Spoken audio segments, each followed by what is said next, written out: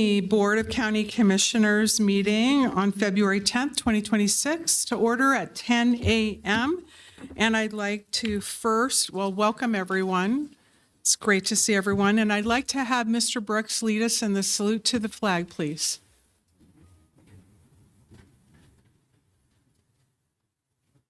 Allegiance to the flag of the United States of America and to the republic for which it stands, one nation, under God, indivisible, with liberty and justice for all.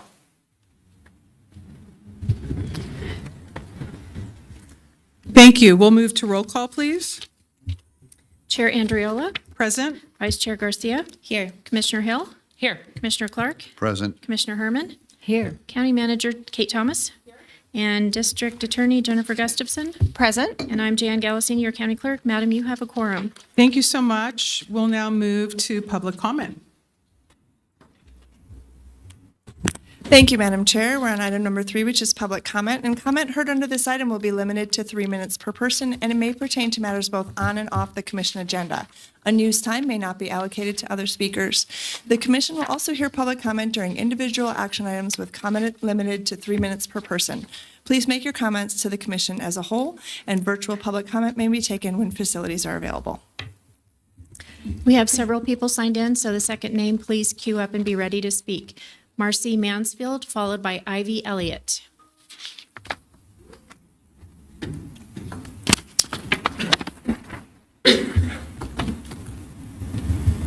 All right. Hi. Good morning. Good morning. Good morning, commissioners. My name is Marcy, and I appreciate this opportunity today to express gratitude for Grace Church on behalf of the Crossroads program. I entered Crossroads on December 31st, 2025. It was the perfect way to start the new year. I have experienced a strong sisterhood of love, encouragement, and support, as well as caring, supportive staff who stand by us every day, challenging us to change and cheering our growth. It is a very effective environment for those of us who want it. The number of women who have come into this program in the last month is impressive. I've seen that it is the generosity of Grace Church that makes it possible for Crossroads to take in and help so many of us, for them to run the program the way they do, by providing homes for women progressing in the program, houses like Jane Aubrey and Hope House, and providing the Hope Cottages for mothers reuniting with their children. And they do so much more. I live in one of our beautiful cottages where my 2 sons are able to visit me every weekend. They love it there as much as I do. They've made close friends with other kids in the cottages, and I've made some amazing friends as well with other moms. It is said that it takes a village. With Grace Church, we are proof of that. They have been a significant member of this village and what helps set Crossroads apart from any other program available to women and mothers in this community. From all of us in this village, we thank Grace Church for being a continuous blessing to our recoveries. Thank you. Thank you. Ivy Elliott, followed by Gabrielle Batson.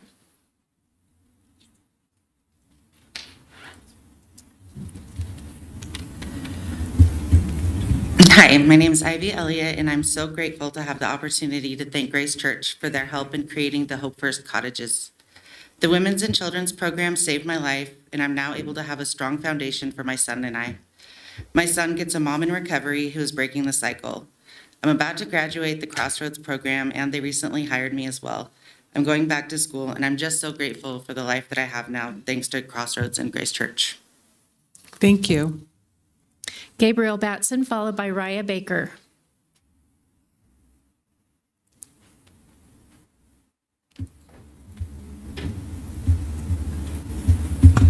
Good morning. I would like to start off by thanking the Council and Grace Church for having me today. My name is Gabrielle, and I am one of the many women in Crossroads program. I'm so blessed to be standing in front of all of you today. I'm extremely proud to be speaking on Crossroads' behalf this morning. I would like to thank the Council for funding for the renovations of River House, Serenity House, cottages, and the 2 beautiful homes. All of these places has given us women a safe and solid place to live and allow us to be reunited with our children in a stable environment. Not only am I internally grateful, but so is the rest of the Crossroads family. Upon learning the connection between Crossroads and Grace Church, I was pleasantly surprised because I was a part of the Grace community when I was about 12 years old. Learning this fact made me feel that this was the path that was meant for me, and I can't put into words how much this church helped me escape when I was a child. I have some of the best memories going here. One of many core memories that has stuck with me was going to summer camp. It was one of many times I felt God's presence. Another one I would say is getting baptized. And now Crossroads is helping me build a solid foundation for myself and family. I'm so honored to be a part of this program and building a strong sisterhood with all of these women. None of these things would be possible if it wasn't for you. Thank you for all of your time and support and all of the hard work you put towards Crossroads. Bless you all with love. Thank you. Thank you. Raya Baker, followed by Terry Brooks.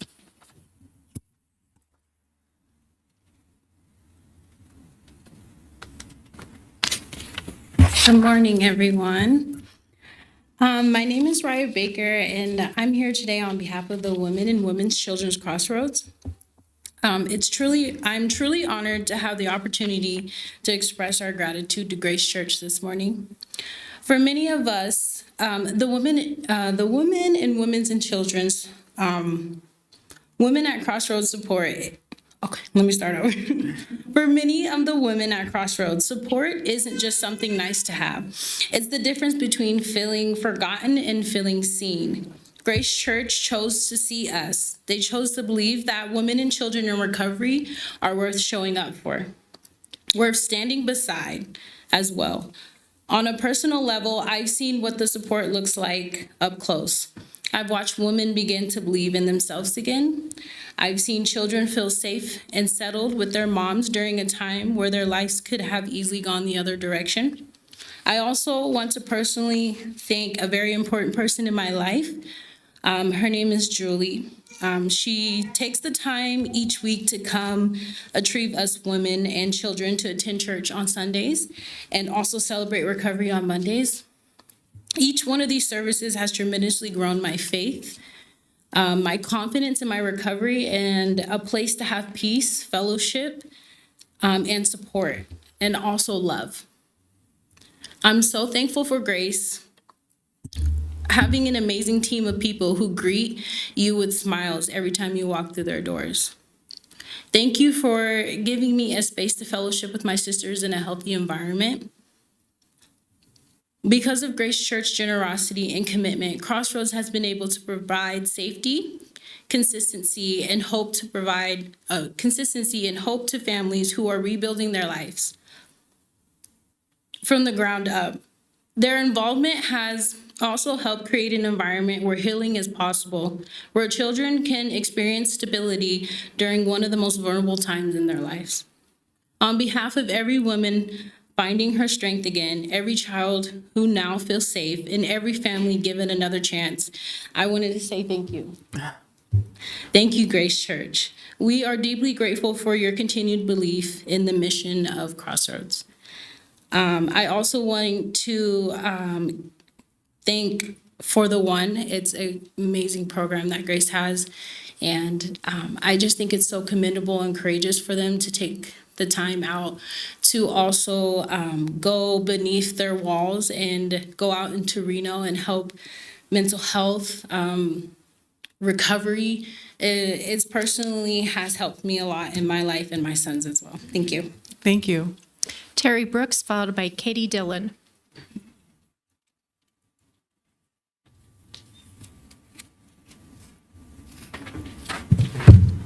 Good morning, it's me, Terry Brooks again. And today I'd like to engage in the topic of discrimination when it comes to employment and age. Because elderly workers who have worked somewhere for a long time usually get paid more, then when the place is overstaffed, the elderly get laid off more. But then when the elderly people looked for a job they really desired, then they were less likely to wind up getting hired. But if they found a job they liked and even did get hired because of their age, then they are more likely to get fired. And another reason why they may not get hired is because it wouldn't be long till they decided to be retired. And because the elderly people are probably less educated and less knowledgeable of modern technology, they're more likely to be terminated. But one good thing about being older is they're less likely to be absent, while their younger coworkers are more likely to be absent. Most elderly workers are seen as being a lot more stable, so as far as showing up and doing their job, they are seen as more reliable. The elderly seem to be more careful at work and have fewer accidents, unlike their younger coworkers who have way too many accidents. And elderly people are considered to be more committed to their job, much more than younger coworkers try to be committed to their job. Older employees practice more social interaction with all of their coworkers and are known to share helpful advice with all of their coworkers. So even though some employers won't hire elderly workers because they don't think they're worth it, all in all, considering the work environment, the elderly are certainly worth it. They may be a little slower at getting some things done, but the elderly are very determined to eventually get everything done. I would like to thank you all for listening to me today, and because I'm elderly, I'm determined to show up on time the next day. I'd also like to thank Grace Church for all that they do, and thank all the people here for admiring them too. Thank you. Thank you. Katie Dillon, followed by Carrie Ballard. Hi, my name is Katie, and I stand here today full of gratitude. Gratitude for second chances, for healing, and for Grace Church. When I entered the Crossroads program in December of 2024, my life felt broken beyond repair. I had an open termination of parental rights case with CPS, and I was facing the reality of losing my two youngest children. I was overwhelmed, ashamed, and afraid that my girls would grow up in someone else's home without me as their mom. But because of the generosity of Grace Church and the donation of the cottages at Crossroads Women's and Children's Program, my story didn't end there. It began. The cottages gave me something I hadn't had in a long time, a safe place to heal, rebuild my life, and become the mother my children deserved. It wasn't housing, it was hope. It was stability. It was the foundation for reunification with my children in a supportive environment. My girls were reunited with me at the cottages, something that once felt impossible and I truly believe would have never happened anywhere else. And as of December 30th, 2025, my CPS case was officially closed and my daughters are now home with me full time. That moment was restoration, proof that healing is possible and families can be rebuilt. Today, I am blessed to give back in a way I never imagined. I now have the privilege of participating in the Crossroads program as a staff member, where I get to witness the same transformation in other mothers and their children. I get to watch the magic of what the cottages did for me continue to change lives and restore families. Grace Church doesn't just support a program, they help rebuild families. They help save lives. Beyond Crossroads, Grace Church has given my children and me a place to continue healing in faith, to stay connected to recovery, and to live with purpose. From the bottom of my heart, thank you to Grace Church for believing in second chances and helping families like mine when we need it most. Thank you. Carrie Ballard, followed by Robert Listner.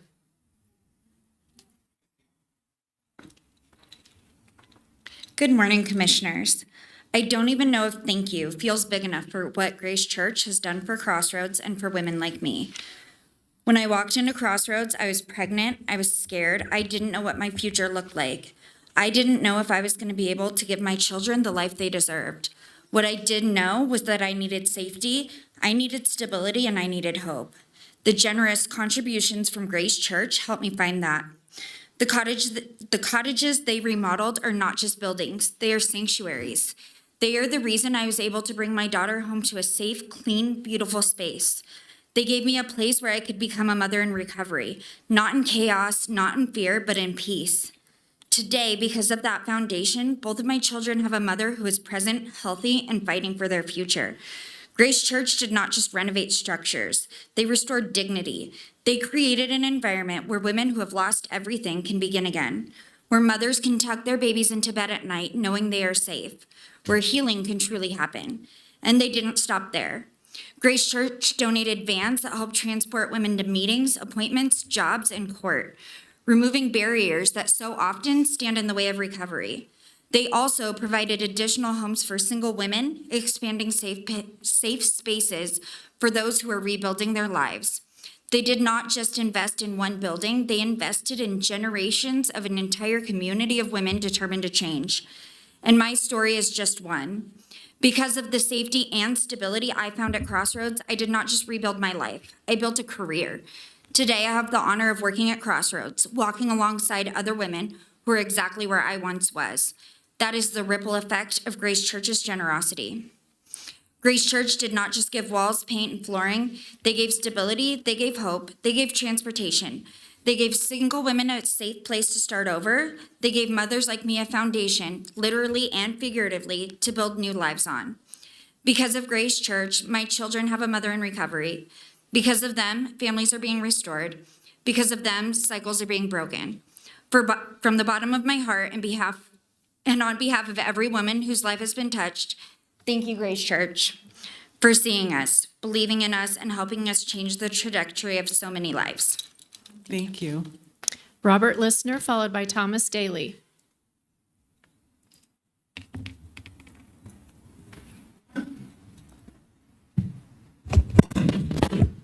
Good morning, Commissioners. I'd like to, first of all, thank you for the sacrifices you make to serve the public. And I know it's frequently a thankless job, and I just wanted to say thank you. Now, I have applied for a position on the Carson-Tahoe Water Conservation District, which I understand mostly is protecting the Truckee River. And I'm mostly retired. As the previous the previous gentleman said, I might be elderly, so here's an opportunity for you. But whatever elderly means, in my opinion, my legs still work, my brain still works, and I end up with a lot of time that I spend volunteering, in particular with the Reno Police Department, which is why I'm dressed up in this uniform for a shift that starts at 11. I'm looking for more volunteering work. You can count on me to be prepared for the meetings and to attend to the meetings. I just live in Reno. I don't go anyplace. Whenever that meeting is, I'm going to be there. So I know quite a bit about water rights because we've been defending our non-Truckee River water rights for about 25 years. I have no financial interest in anything or anybody that has Truckee River water rights, except I do count on my shower working every morning, as does everybody else around here. And if Tumwa was to ever hold up a closed sign, we'd all be in trouble. So you can count on me to be knowledgeable and to defend the people of Washoe County as instructed by the Washoe County Commission. And thank you. Thank you. Thomas Daly, followed by Ashley Rayburn.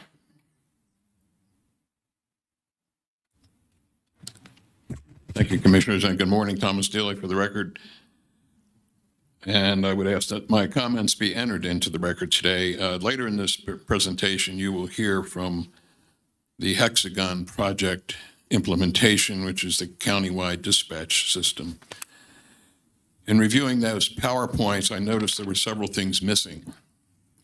First, there is no mention of the multiple change orders which have plagued this project since its inception in 2023. There's also no mention of the $1.9 million cost overrun from the $7.5 million budget established in 2023. We are now at $9.4 million. There's no mention of whether the contractor or the consultant will share in any of the cost overruns, or whether all of that cost will be borne by county taxpayers, county and city taxpayers, excuse me. And as in terms of the delivery date, which is now at September 26, why would you trust that when the contractor has missed 5 deadlines which they established? And why in the last 3 years has the county auditor not been tasked with auditing this almost $10 million contract? It's not important that I know the answer to these questions, but it is important that you know the answers to these questions and that the public eventually gets the answers to these questions. Taxpayers don't want to be treated like a financial piñata, and that is what is happening with this project. Thank you. Thank you. Ashley Rayburn, followed by Stephanie Schutz.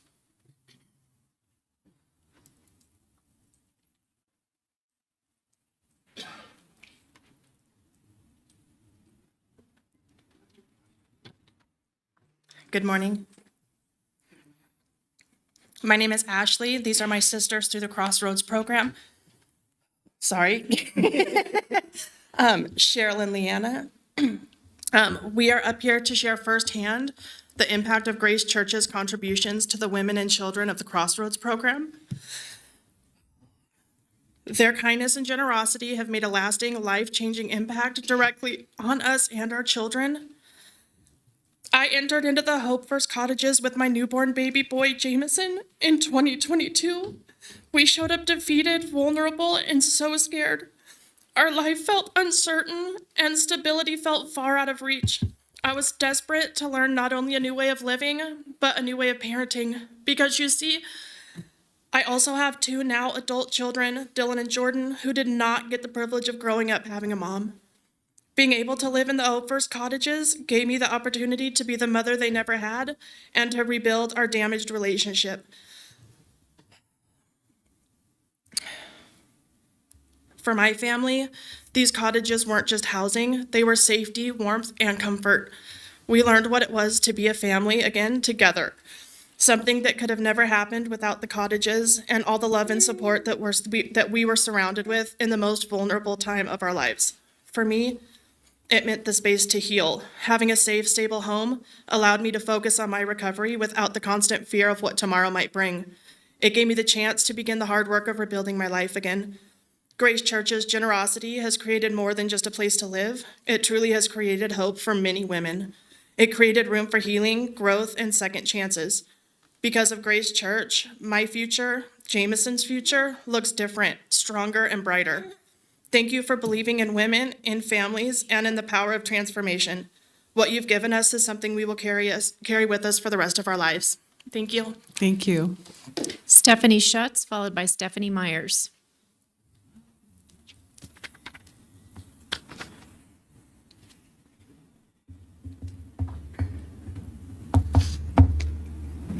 Good morning. Thank you for allowing me to speak today. My name is Stephanie. I'm a former participant of the Crossroads program, and I now serve as their community coordinator. I'm here to recognize Grace Church and to share what their support has meant to me and to families we serve. Because of Grace Church's generosity in Crossroads and the Hope First Cottages, I was able to give birth to my son sober. I was able to bring him home with me and was able to work on myself without being separated from my child. I didn't have to choose between recovery and motherhood, and that changed everything. The Hope First Cottages are more than housing. They are a place where mothers heal while staying with their children. Crossroads is the only program in our area that allows families to reunify so quickly and live together in their own space while still meeting the expectations of treatment providers and community partners. Today, as a community coordinator, I see this impact every day. I watch mothers reunify with their children. I see families stabilize. I see what happens when recovery and family preservation are allowed to happen together. When we talk about funding programs, this is exactly what it looks like in real life. Because of Grace Church, my son's first days were safe. My recovery began with hope instead of fear, and now, because of the same support, I get to help other families begin their stories in the same way. On behalf of the families of Crossroads, past, present, and future, I want to say thank you to Grace Church. Your generosity has changed lives, strengthened families, and created a lasting impact on our community. Thank you for the opportunity to share this morning. Thank you. Stephanie Myers, followed by Steve Schroeder.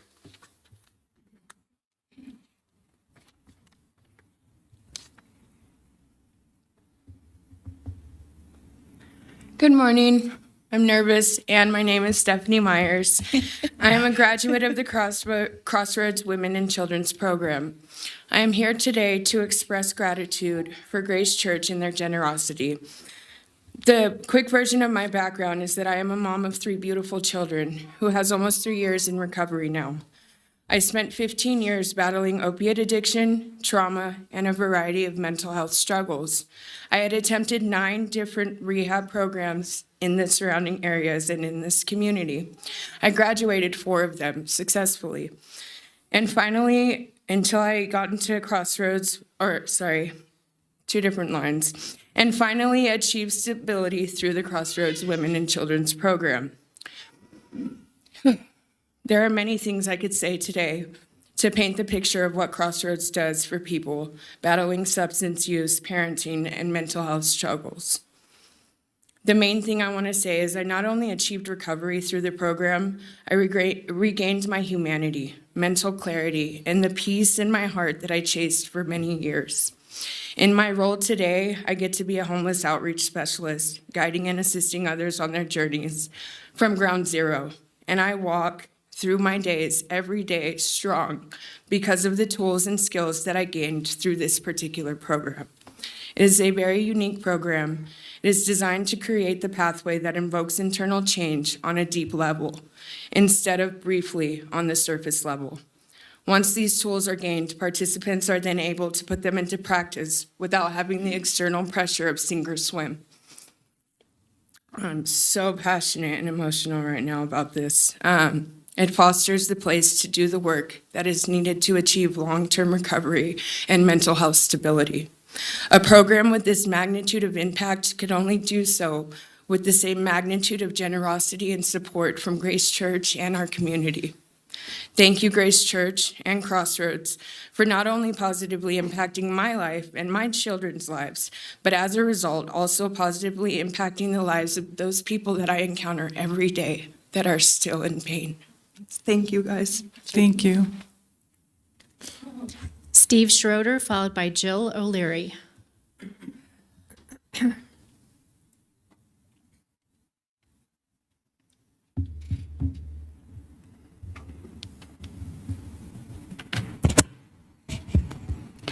morning, Commissioners. My name is Steve Schroeder, owner, founder, event organizer for Reno Street Food, a wonderful company that puts together community gatherings. I'm going to go with the theme this morning, which is gratitude. It's great to hear such good news. And good news today, I'm speaking on behalf of an agenda item that'll be up this afternoon. Commissioner Garcia reached out to me back about October, November, and said, I want to do something for the community. And that's what we do. We love to put on something that is one of our 3 pillars of our company, which is a community gathering, creating a place for our community to gather. So the plan is to put on a community gathering for the citizens, the community of Sun Valley, coming this summer in the month of June. We'll do a couple events. And, when I think of one of the great ways for people to come together, when you get together with friends and family, what do? You eat. So what we'd like to do is put on something great for the community and people in Sun Valley to bring some food trucks together, bring the community together. And in gratitude that Commissioner Garcia reached out with this plan to do something great in her community. We're looking forward to it. We're looking forward to bringing the food trucks up to Sun Valley. We're looking forward to how this process is going to go and a great relationship between government and industry to put together something that's great for our community. Be working with Sun Valley GBID. Is that it? GID, yeah. And through them, in coordination with those that know that part of the community so well, to put on something so great that just brings smiles to the people and a gathering. And I think that's it. Right, I'm so used to getting questions. Okay. Thank you. And as the mayor of Idlewild, my nickname, I'm very proud that I've been tasked with this and be able to be a part of something so great for our community. Thank you. Thank you. Jill O'Leary.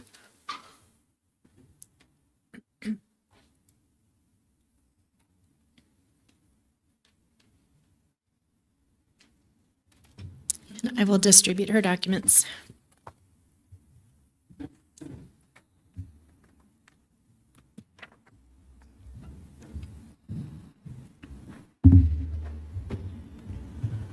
Good morning, Commissioners. My name is Jill O'Leary. After reviewing the budget workshop presentation materials, I'm here to address concerns in Washoe County's public checkbook and the need to reconcile it before the upcoming budget is approved.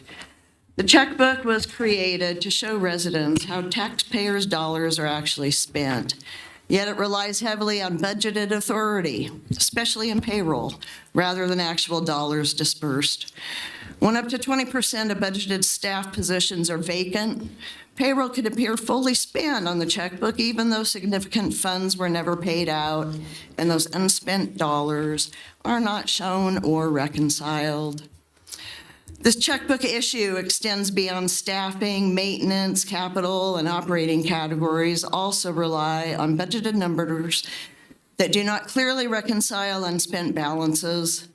A transparency tool cannot function when it displays theoretical spending instead of real transactions. The state of Nevada's checkbook provides a model that reports actual payroll, actual vendor payments, vacancy savings, and reconciled cash on hand. Washoe County should meet the same standard. As you prepare to approve the upcoming budget, I respectfully ask the board to direct the comptroller to reconcile entries since April 2025 with actual payroll and expenditure dollars and to publish a checkbook using the state's reporting categories. Budgeted authority cannot be the basis for evaluating spending or forecasting future needs. Aligning the checkbook with actual spending will ensure the checkbook accurately reflects what has been paid, what has been saved, and what remains available. For the sake of fiscal accountability and public trust, this reconciliation should occur before the board finalizes the upcoming budgets. I provided a one-page action summary for your reference. I would consider distributing some of these unreconciled funds to successful programs such as the CARES program, which is receiving such praise today. Thank you for your time. Thank you. There's nobody else signed in. Thank you. Great.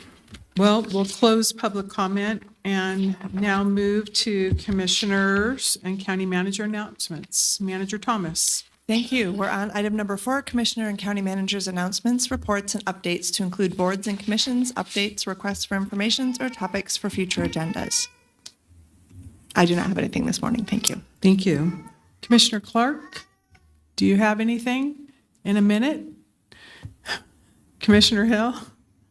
Yes, thank you. Some community members are a little worried about just an update on progress of how we're getting ready for our upcoming election. So could you let me know when we're having the ROV present to us again on an update? I know I'm meeting with that office to specifically talk about polling locations, but just with all the talks about elections but I know they're also doing cleanup on website. And so just all of that would be a great opportunity for the board to have that. So thank you so much. Thank you. Commissioner Clark. Thank you, Madam Chair. First of all, I want to thank all the public speakers telling their stories and letting us know what it was like before and what it's like now. And I want to certainly thank Grace Community Church for their help helping these folks and really doing the heavy lifting and not only talking the talk, but walking the walk and helping these people achieve what they need to do to feel like they're contributing to society. So thank you for your hard work. Thank you. Thank you. Commissioner Herman? One little item. This on 7B2 in our agenda, I believe that would be District 3, not 2. That's all I have. I'm sorry, 7B2, are you wanting? I just wanted to make a note that the district that was mentioned there was 2, but I don't believe that fit. Oh, gotcha. Thank you. Thank you. Thanks for correcting that. Appreciate it. Vice Chair Garcia. Well, I too would like to thank everyone. I am going to probably do something that maybe, I don't know, wouldn't be the first time I've done something for a first, but I'm taking a picture of you all. Right? So here we go. So everybody needs to smile. So here we go. So, or anyone else who would like to be in the picture. If you don't want to be in the picture, go ahead and move now. I'm going to give everybody an equal opportunity.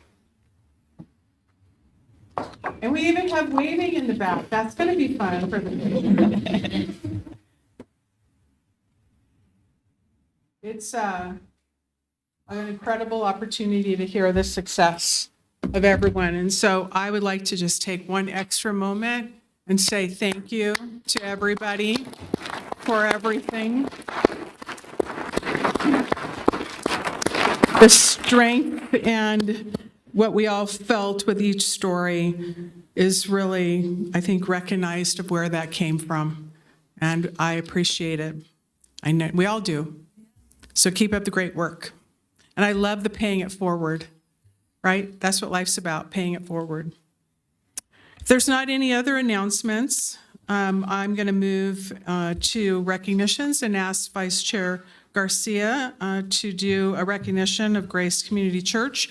Shane Marks, if you would be so kind to join the Vice Chair along with Karen Durst, Dan Frank, Russ Ruiz, and Kelly Singleton, if you're here.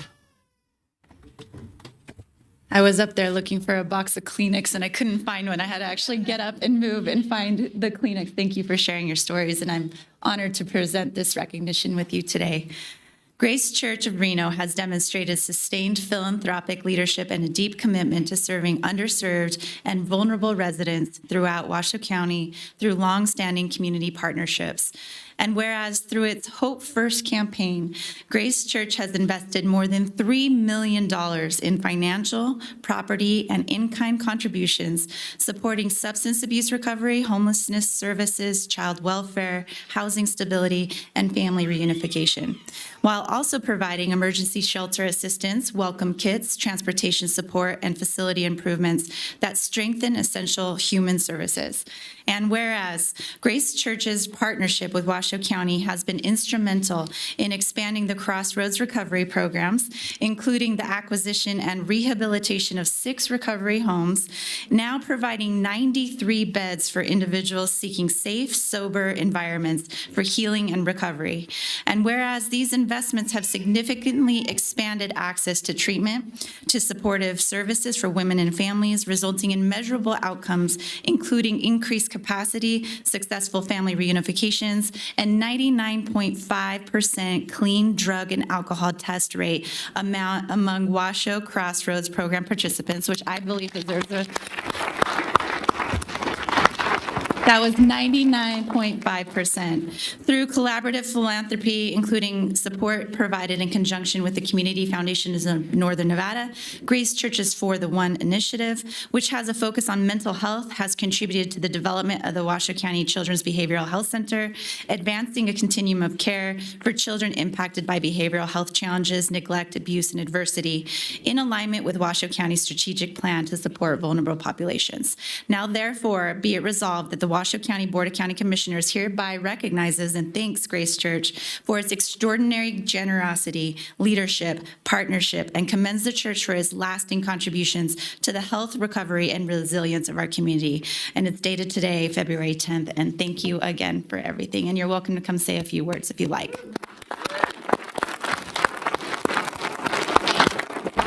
So thank you for this recognition, but I have to say this honestly, is we don't do any of this for recognition. We do it because we want to be a part of the solution, and we see the problem in Washoe County as larger than any of us, and so we want to just contribute to that, and so we're grateful to be a part of that process. And I just want to say one last thing, and then I'm going to turn it over to Shane. Shane is our lead pastor now. I'm the founding pastor at Grace. He's the lead pastor now. It's personal to me, because I lost a son in the streets about 3 years ago. And so this process is huge. And so I am grateful to be a part of the process. So Shane?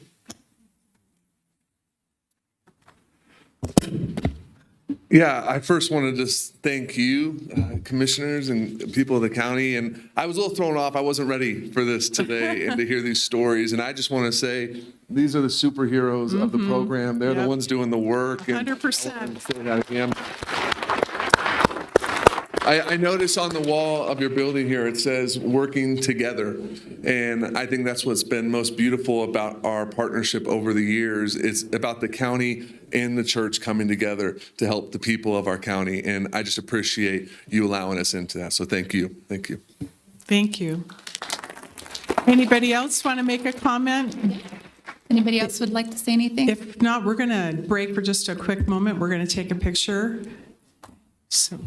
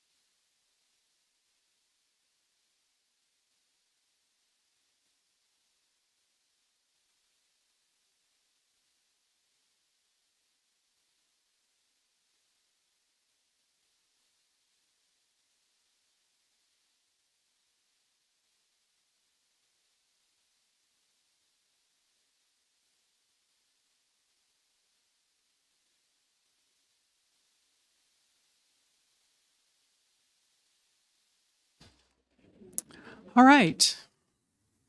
Well, that's a great way to start a day. I also just want to mention, just for those that may not be aware, but our next meeting will have the invocation by Grace Church. So I thought you'd find that. I don't know if that was planned or not, but thank you. We'll move now to presentations, 6A1. Manager Thomas. Thank you, Madam Chair. We have with us today a presentation by our own Judge Manjaro Asina to discuss current projects and her vision. She is with the Incline Village Justice Court, so great to have her following such a powerful morning. Good morning.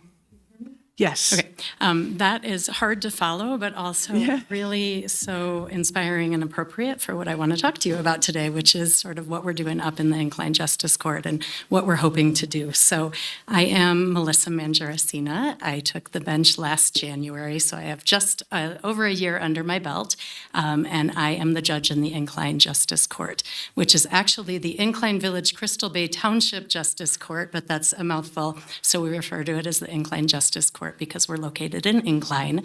And for those of you that haven't come up, please come visit us. We're next to the library in Incline Justice Court in the Incline Village Community Center. We are open Mondays through Thursdays, 9 to 4 or 8 to 4, depending on our court calendar for the day. And we are a small but mighty team. We have myself, my court administrator is full-time, and then we have the rest of our staff is part-time, making up, apart from myself, 4 full-time people running the court in Incline Village. We do everything. Together, we're a really good team. All of us have lived in or live in Incline, and all but 2 of us have 3 generations living in Incline. So many of us were either raised there or have raised our kids there, or all of the above. We have a couple of non-court staff. We have a deputy sheriff who works as our bailiff, and we were, thanks to the county, able to get a security guard this past year, which has been really, really wonderful. So we are a court of limited jurisdiction. If you've ever seen the show People's Court, think that, but we try to be a little bit more well-behaved in our court. But really what we do is we address any of the issues arising out of the local community. So those would be civil issues, criminal matters arising in or out of Incline Village or Crystal Bay, Nevada. The civil matters that we hear tend to be the smaller civil matters, so small claims cases up to $10,000, civil cases up to $15,000. Recently, the legislature changed a lot of our traffic infractions so that they're civil rather than criminal in nature. We hear those. I handle protection orders for stalking and harassment, and we do a lot of landlord-tenant disputes. So same as the justice courts down here in Reno and Sparks. The criminal matters arising in and out of Incline and Crystal Bay all come through the Incline Justice Court. So all of the different types of cases, misdemeanors, gross misdemeanors, and felonies start in Incline with warrants for arrests or for search and seizure, bail hearings, 72-hour hearings, arraignments, and then I hear misdemeanors all the way through trial, and gross misdemeanors and felonies. We have what are called preliminary hearings to determine if there's enough evidence for them to be tried in district court. If so, then I bind it over or send it to the district court. Because we are up and over the hill, it's hard for us to access drug and alcohol testing. So we actually offer that in-house, both for the defendants that are in our court on criminal cases in the Incline Justice Court, but we also offer it as a courtesy for defendants who are in court in Reno, Sparks, Southlake, Truckee, sort of all over the place. If they live in Incline or Crystal Bay, they're able to come and test at the Incline Justice Court. So when I was preparing this presentation, I realized that over the last 13 months, I've had a lot of comments made to me about what people think about Incline Village. And there are a lot of myths and misconceptions about what life is like up over the hill. So I thought it would be worthwhile to address some of those myths and misperceptions and debunk some of them. So here are the most common ones that I hear. First of all, everybody in Incline is rich, right? We all own $20 million mansions on the lake. Wouldn't that be lovely? Also, there's no crime in Incline. Life in Lake Tahoe is paradise. It's easier up there than it is down here over the hill. Incline Village and Crystal Bay aren't rural. They're so close to Reno, right? How could they be rural? And people could just go to Reno for services.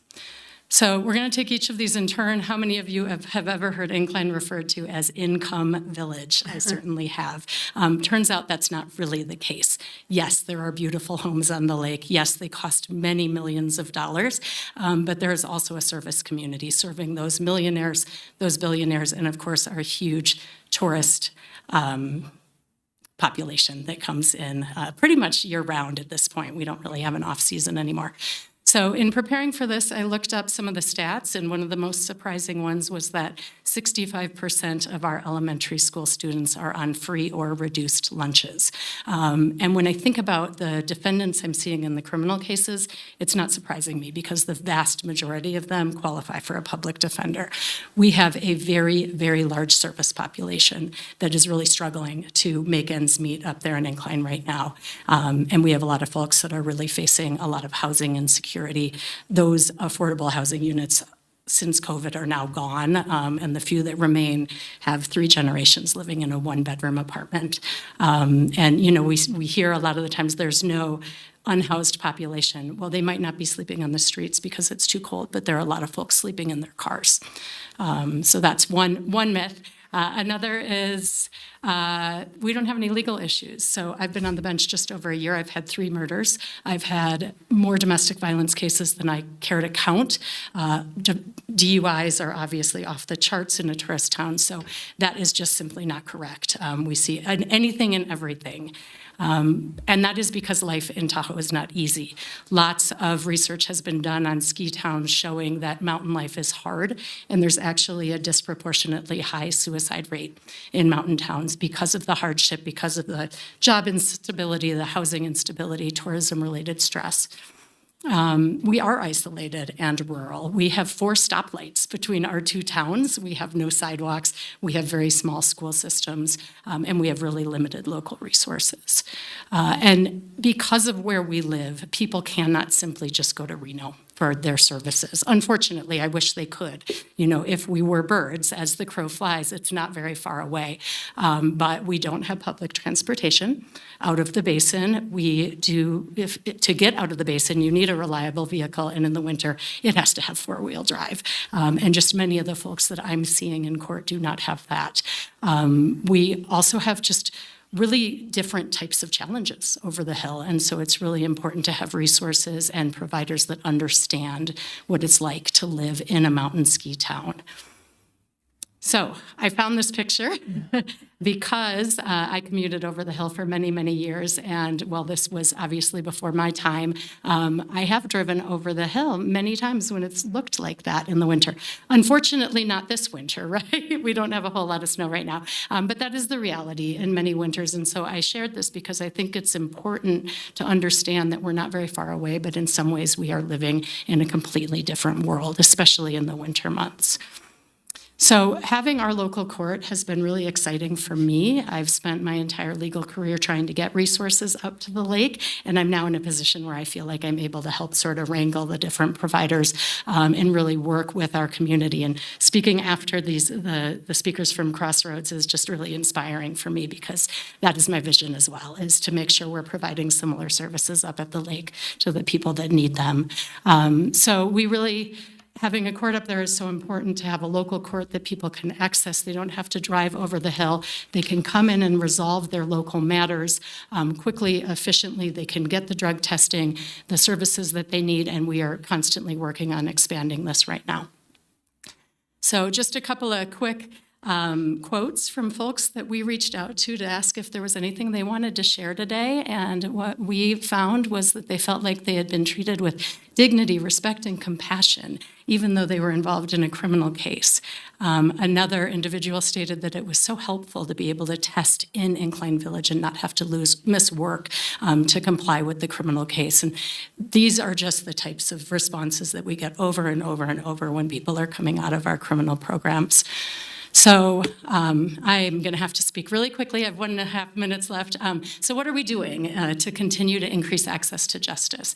So in my first year, I worked really hard to make sure that we were increasing access to justice in the quick and easy ways we could do that. So I built a new website. We got a new security officer, which is really helpful. Everybody feels a little bit safer. We've increased our interpretation access, both at the clerk's window and in the courtroom. We installed air conditioning, thanks to you guys. We really appreciate that. It was actually very needed. I partnered with the Neighborhood Mediation Center to implement mandatory small claims mediation, and that's been really, really powerful. I've implemented a pre-prosecution diversion program for nonviolent first-time offenders, trying to address the issues, bringing them into the criminal justice system and keep them out of the criminal justice system, reducing that contact that brings them back in. All of these ideas are really just working with our community members, our stakeholders, trying to get all of the services in place. And you can take a look at my plans moving forward because I believe I'm out of time. That was well done, but I don't want to deprive you if there were any particular items that you missed based on the clock ticking so quickly. Please feel free to just highlight them. Okay, these are the last two slides, Okay. so thank you. So along the same lines of sort of bringing community members together, I did implement a mandatory status conference for criminal cases, which requires the district attorney to meet with the defendant or defense counsel prior to trial to try to get everybody looking at the case a little bit earlier, working together if possible. We modified our schedule so that the public defender is present for all stages of the criminal proceedings. Previously, that wasn't the case. And we worked with an online program to offer online classes for individuals who can't make it over the hill for classes. And then in terms of where we're going, we have a lot of really great ideas. We are too small to have our own mental health court or domestic violence court or veterans court, but we have the need. So what my hope is and what my desire is to create a problem-solving court that would address all of those different needs under the same rubric of identifying what the challenges are, what's bringing this person into the criminal justice system, and how can we surround them with resources to reduce recidivism down the road. We're already collaborating with legal services providers. They came up a couple of weeks ago. They're going to start doing an educational program up at the lake, sort of similar to the lawyer in the library that they have here. Obviously, they won't be able to be there every day, but they're trying to increase their presence up at the lake. And we would love at some point to replace the loss of DAS with an in-house social worker, caseworker that could help us with those pre-prosecution diversion, and then if I do implement some sort of a problem-solving court, those types of cases down the road. So that is it. Thank you for the extra time. I tried hard to get it into 10 minutes. No, thank you. Thank you. Does anybody have any questions? Commissioner Hill. Yes, thank you. Thank you so much for coming and presenting to us. I'm so excited about your term as judge. I think you've done incredible work, so thank you so much. And being so transparent to the board and, really opening up your doors to the community, it's amazing. I just wanted to let you know the county has funded a program called Placemate, which is supplementing folks who may not rent their house and it may be empty or may want to change from a short-term rental to a long-term rental. And we have money still in that account, and we just are having issues connecting with landlords or these owners who want to do this program. And so if there's any way you want to help us on the ground with that, I can connect you with that program, knowing that it's so hard to get housing for our workers up there. It was an initiative that this board wanted to take on for Tahoe especially. So if we need to connect on that, let me know, please. Absolutely. And I think bringing the legal services providers up, they're going to be doing education on landlord-tenant issues in other areas, so I can connect you with them for sure. And then with the stakeholders in Incline who are the most visible, I would be happy to do that. So you and I can, if you want to reach out to me, let's connect. Yeah, for sure. let's do that. That would be really helpful. Reno Housing Authority also can help you with some trainings on landlord-tenant stuff if you need that, and they're helping us with the Placemate program. So yeah, let's connect on that. And I'm glad you brought up the transportation issue. We have been funding as a board microtransit up in Incline Village, but do not have the federal funds to do so anymore with the new administration. And so sadly, it was a program that we couldn't piecemeal together because we were passing the hat to different agencies begging for money every year. And we want to get that program back online. I'm working with the Visitors Authority to see what I can do. Also, we may potentially want to do some legislative fixes to see if there's funding we can keep in the basin for transportation that's generated by room tax. So that will be a discussion our board will have, but I just want to keep you updated that we believe in this transit. We want to see how we can get it online. It's so tough with the funding and trying to, make sure that we can support all these different things, but it's still an initiative of this board, and we'll stay in touch as we move forward with that. So thank you for that. Losing the TART Connect was a big loss Yeah. for our town, for sure. And there's never been transportation over the hill. No.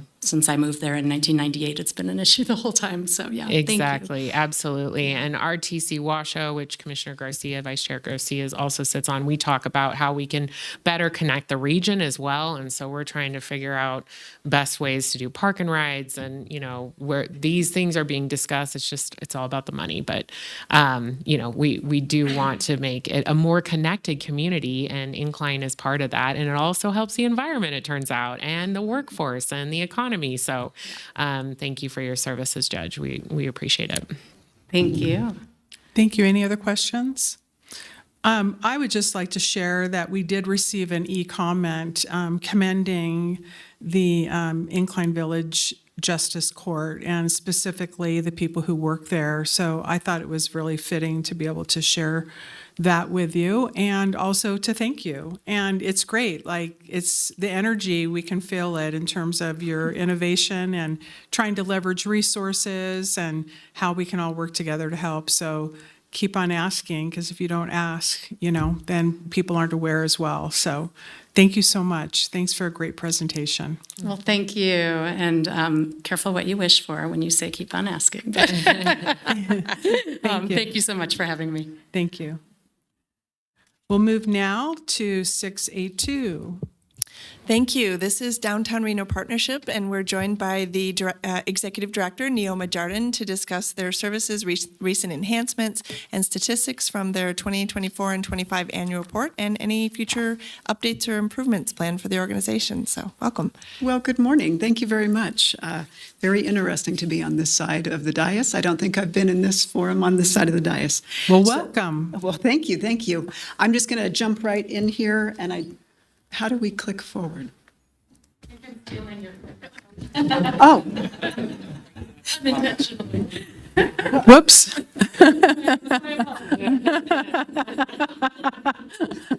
The judge. Thank you. That was good. My name is Neoma Jardin. I'm the Executive Director of the Downtown Reno Partnership, and we are the Business Improvement District for Downtown Reno. Here to give you a brief summary of what we do in 10 minutes about the Downtown Reno Partnership, its ambassadors, its services, what it does, why it matters, and what we've got going on. So what is the Downtown Reno Partnership? We are a 501c6 nonprofit, and we were formed in 2018 after years of people coming together and saying downtown needs improvements. It needs more of all the things that downtowns need. They are more complex, they have more issues with our homeless population, more trash attention, more visitors, et cetera. So the community got together, the property owners got together and said, we're going to do a self-assessment, and we're going to fund a business improvement district to assist with some of these expanded needs. So it's, again, funded by Property Assessment, and they pay for cleaning operations, our ambassadors, our security guards, marketing, and economic development. And again, this was private sector led, and it's under NRS 271.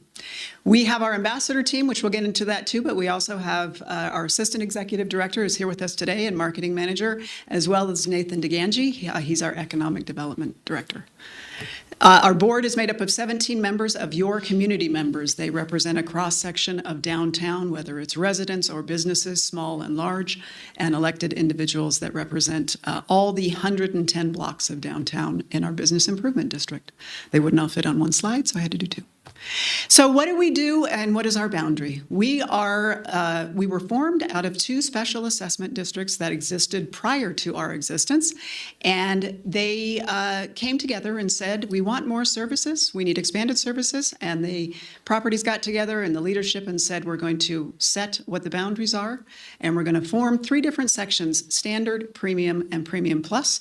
And basically that means if you're in the standard area of our business improvement district, you are provided throughout the entire district, safety, on-demand spot cleaning. Of course, you call us 24/7. We respond to your needs and addressing our homeless population. And then as you move toward the center of downtown, your assessment changes slightly and you get added patrols. You get heavy concentration on litter and graffiti. And then as you get to the Premium Plus section, which is Virginia Street, they pay the most. They get the highest level of services. And that is how our bid is formed. So before the bid was created, if you were spending any time downtown, this is a very common sight. Graffiti was on almost every surface, and our houseless population was not consistently tended to. So downtown had a very negative reputation. There was no strong sense of community. Homeless individuals,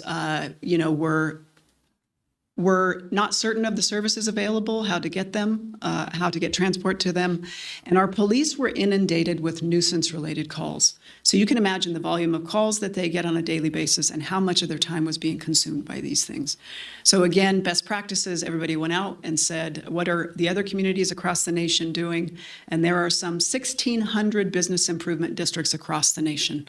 It's not new. We are not alone. We're the only one in the state of Nevada, but there are 16 across the nation. And ours is relatively new. Many have been around for decades. Ours is new.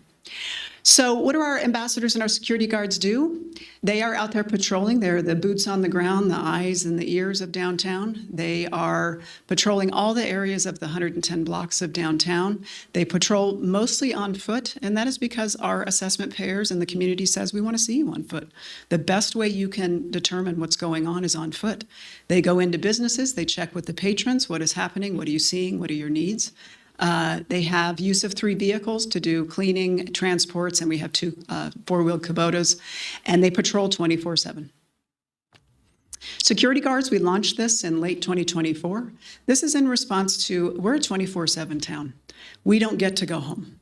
The calls keep coming, the problems and the issues arise, and the community demands that we provide services on a 24/7 basis.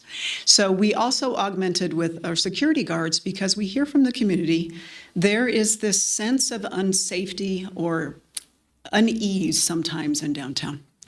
The stats will tell you crime is down significantly in downtown, some 20+%, but still there is this sense and this feel. So we launched our security guard program. They patrol the public realms, they patrol the sidewalks, the alleyways, all the public spaces, really to drive up the sense of security and safety in our business improvement district. And they assist our ambassadors in situations where they may need some security assistance. According to RPD, since security guards have deployed, there has been a fairly substantial decrease to RPD. We try to not engage our police officers unless we absolutely have to. They're busy. So I wanted to give you some stats just to see. We track stats on anything and everything you can imagine. If you go to our website at downtownreno.org, you can find all sorts of information there. But I wanted to give you, we pulled out these stats because they are fairly substantial. So if you look at the first one on the left, our ambassador team over the last year picked up over 468,000 pounds of trash. This isn't trash in trash cans. This is loose trash. This is dumped trash. This is trash along the rivers. This is trash that would still exist in large part were it not for the work of our team. And if you want a visual of that, if you stood in Mackey Stadium, the trash would be 5 feet tall. This is what they're removing off the streets every single day and year.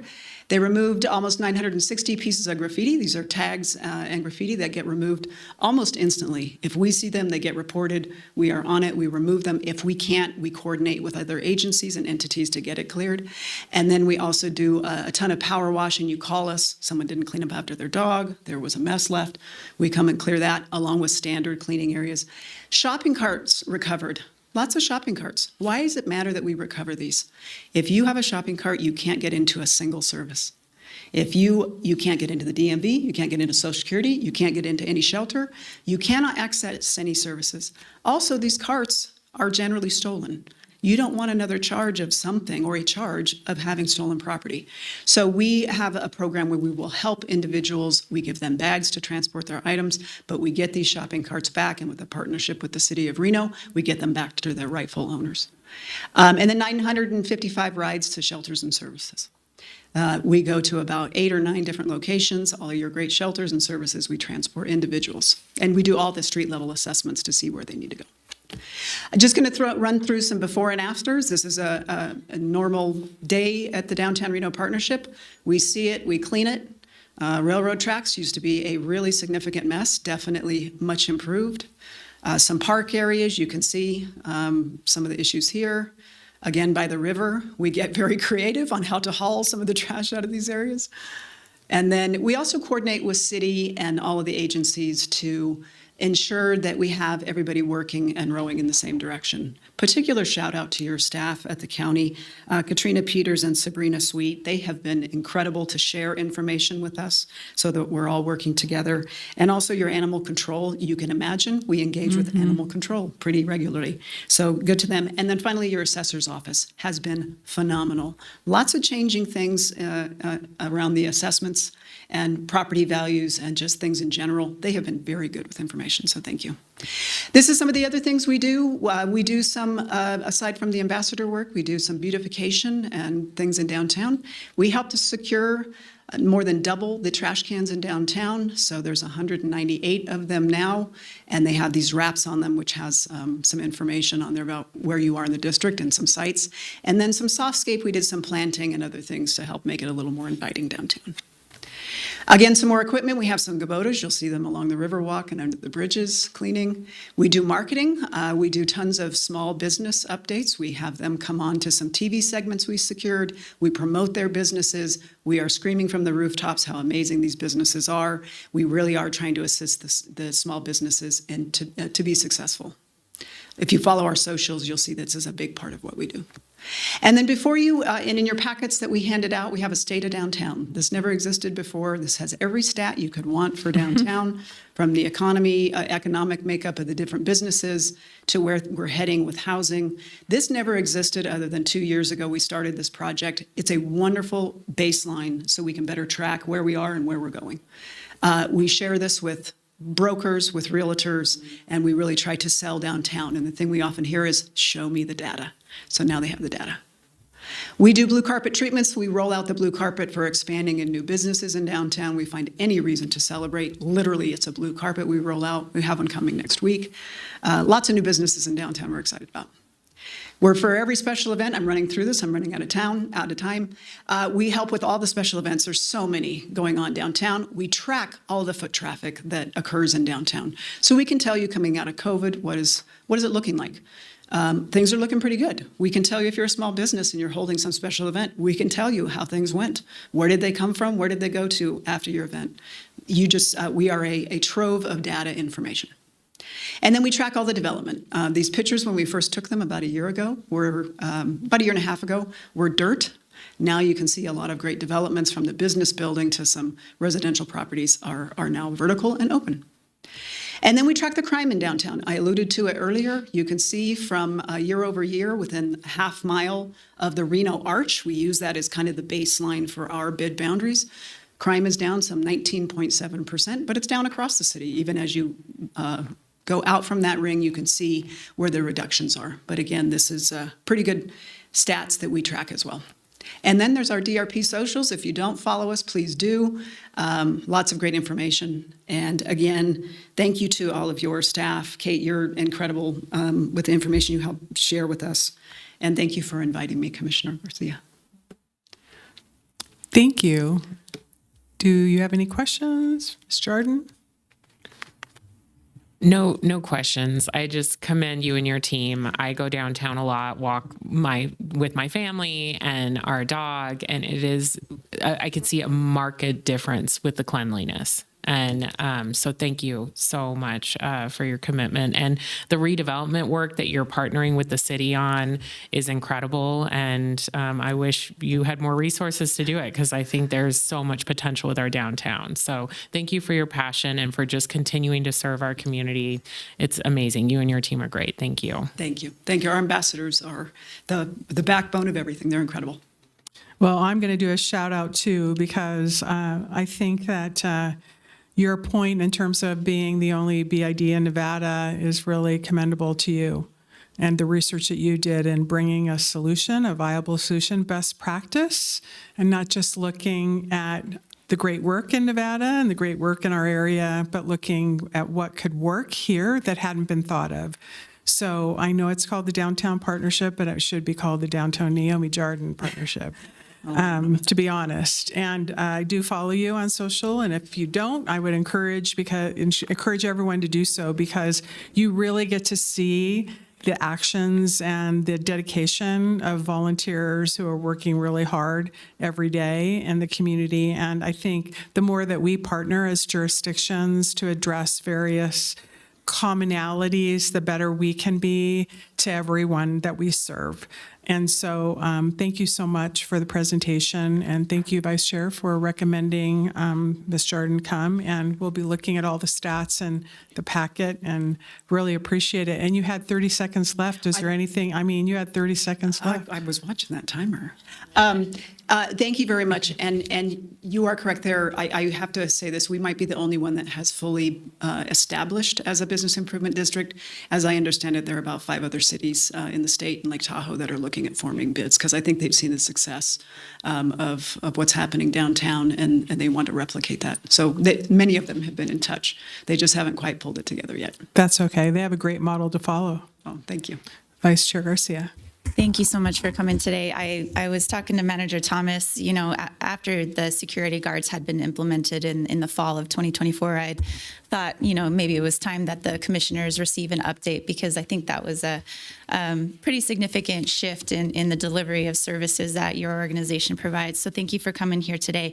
It's an honor to serve on this board. I appreciate your leadership so much. And what I like is that you can just grab me after a meeting or send me a text or a call and say, hey, Commissioner, we're having this issue, or we ran into this barrier, whether it's, finding wheelchair access, ways to transport folks who are wheelchair bound and getting them to the resources. That's a simple example of a phone call I got from you, and county would graciously step in and try to find those solutions. So I really appreciate the ongoing back and forth communication.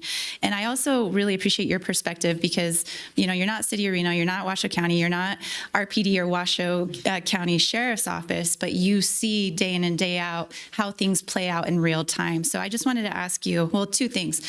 Since we made the policy shift at CARES Campus, where folks are now allowed to engage in programming and stay on campus, has that been beneficial to you and your ambassadors from your perspective? So that was fall of last year, right? Summer of 2025. Have you seen a difference in what's happening in terms of activity downtown? We have. I think there is a couple things that have shifted. I think there is a more robust communication and cooperation across jurisdiction lines with entities, individuals, et cetera. I think there are standing meetings with the boots on the ground from all the entities and agencies that really, unless you're down there doing it, it's hard to understand the complexities and what happens on the street on a daily basis. So I think we work through those, and we work through them collectively and together, which I think that has made a big difference. And I think the fact that you can have offerings on the campus to assist the individuals, but have them not maybe negatively impact the surrounding businesses in the area, that has made a difference. That has made a difference. There are still some other activities in downtown that I think are still contributing to some of the things that we'd like to see some improvement on, but the changes that have been made over the recent months, I think we are seeing an improvement on that. That's great to hear. And while we've got you, because you have so much experience as a former city council member and now in this role, in terms of like the security guard law enforcement realm, if RPD, Washoe County Sheriff's Office, and the county were all perfectly aligned today in terms of the safety, the security, and the cleanliness, what would we see tomorrow that we're not seeing today? Can you explain to me what you mean by perfectly aligned? So if everything, all the enforcement was buttoned up tight and everything was just flowing really well, because it's a multi-jurisdictional nightmare, as you know, working with the city of Sparks, City of Reno, and the county. What would you like to see implemented that could help streamline or improve communications? I'm leaning on you as somebody that has a lot of experience in this world. And if there's any ideas or insight that you may have that we could perhaps consider or implement as we talk to the other law enforcement agencies and as you're working with your security guards. I think it's starting to happen now. I think there was, like I said before, there was some silos that were going on, and there was some jurisdictional stuff. That is starting, those boundaries are starting to break down, and I think that communication is great. I think what we see is sometimes a pushing of an issue from one area to another, which doesn't really help resolve the issue. It just kind of moves it around. So I think that making some headway on that. But I think collectively, all of us working together to understand that our some common things we could work together on to improve. I'll give you an example of that is Union Pacific Railroad and some of the concerns with their properties and the patrolling and cleaning of their private properties. That needs to be a unified voice from all of us saying they need to do better. Right. And because we have seen all of our resources being expended to securing and cleaning things on their properties. I don't think that's right. I've been very vocal on this issue.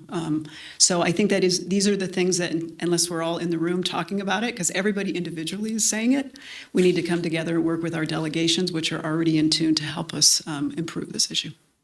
Great, thank you. Thanks. Well, hopefully the discussions can continue because I do think that there are some lines that can truly be blurred and not even be able to ever be seen. And I'm hopeful for that day to happen sooner than later. And so I'm going to welcome the opportunity to maybe have a further discussion. And it sounds like we all might be calling you, but I certainly welcome any of the ideas. But really, congratulations to standing up this program. You know, 2024 was not that long ago. And to see the success, it's kudos to everyone.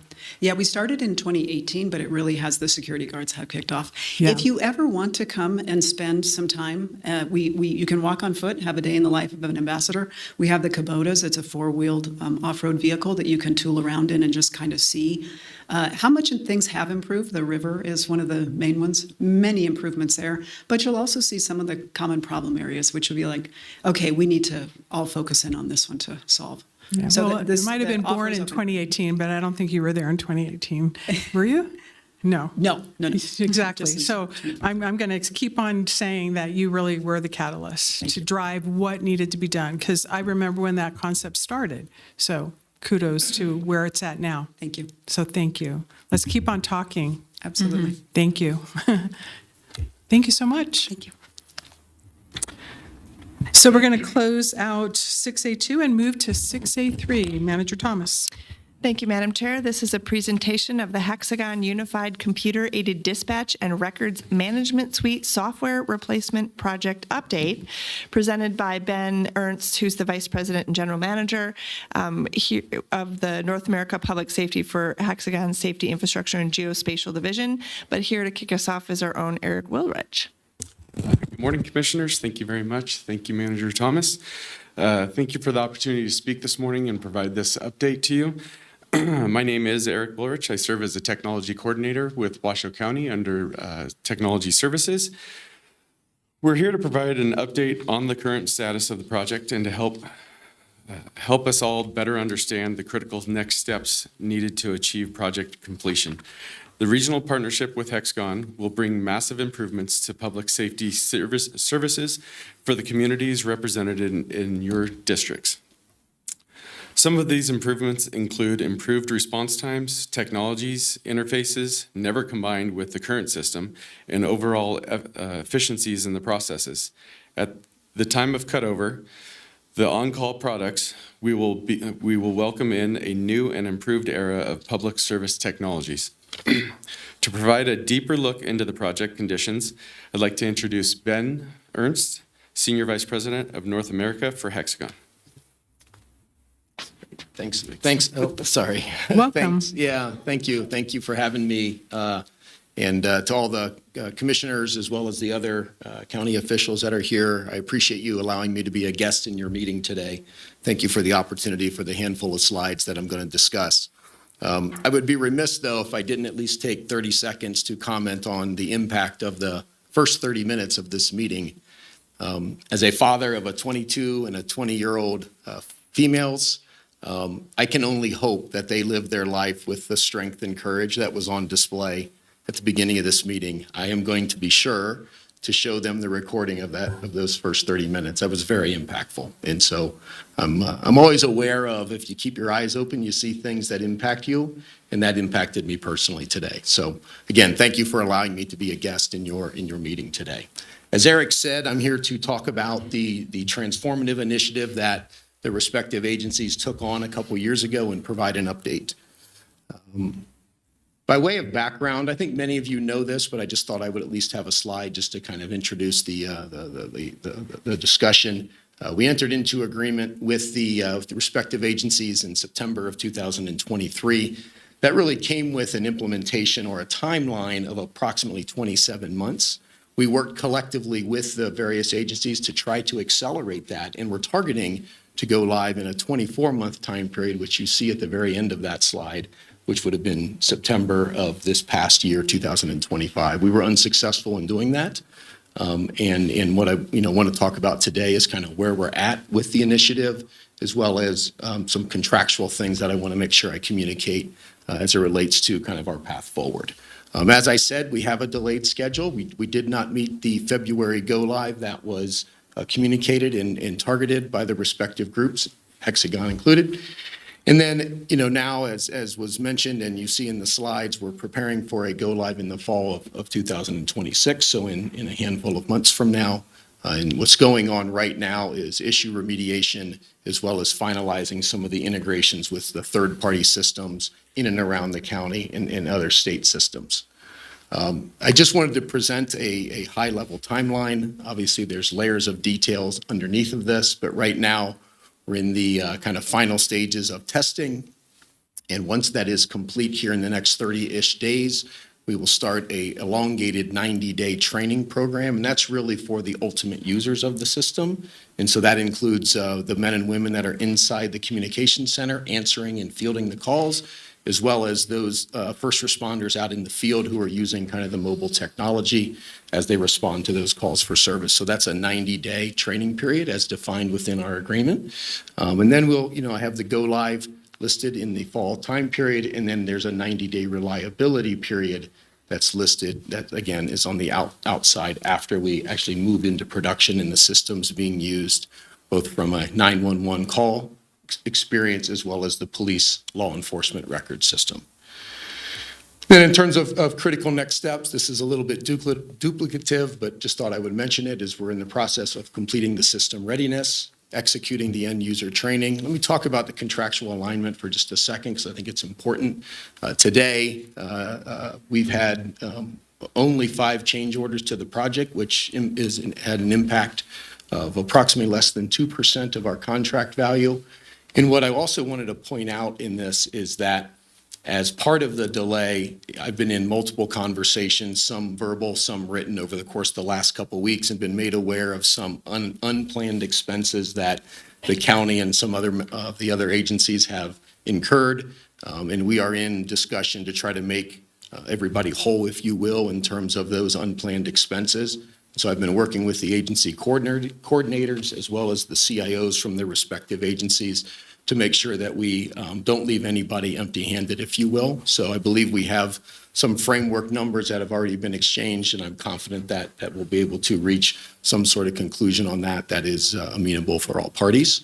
And then, of course, the project go live. So I think that's really my last slide. I wanted to kind of get through the content rather quick, provide a very quick update, but maybe more importantly, give you all an opportunity to ask me questions or provide feedback or comments. So I'll pause and really turn it over to you, ma'am. Thank you. Questions? Commissioner Clark, do you have any questions? I do. Thank you. I'm concerned with some points that were brought up by public commenter Tom Daly about cost overruns. He claims somewhere about 1.9 million in cost overruns, late dates, 5 late dates. I think there's some questions that need to be addressed. We're looking at this. I'm looking at it, number one, as a financial obligation for the county, but I'm also looking at this as public safety. The longer this is prolonged, the longer the public doesn't have the advantage of using superior software. And that's what this is all about. At the end of the day, we can talk dollars and cents, we can talk time frames, but if this goes on, another who knows how long before it's fixed, because we all know once it's up and running, then that's when the real bugs show up. And when is this going to be suitable for public safety purposes? And that's what this whole thing is about, public safety purposes. When and how much more and when might the public be able to utilize the supposed superior services that your company's offering?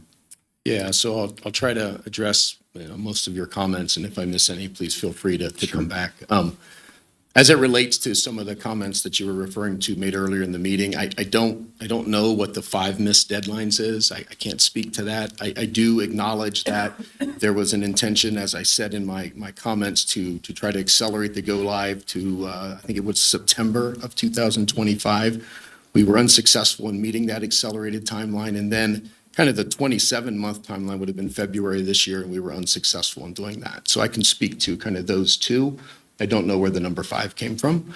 As it speaks to the cost overruns, again, I think things that I'm aware of at least account for less than 2% of Hexagon's contract value. So again, I think it was 1.9 or 1.7 number.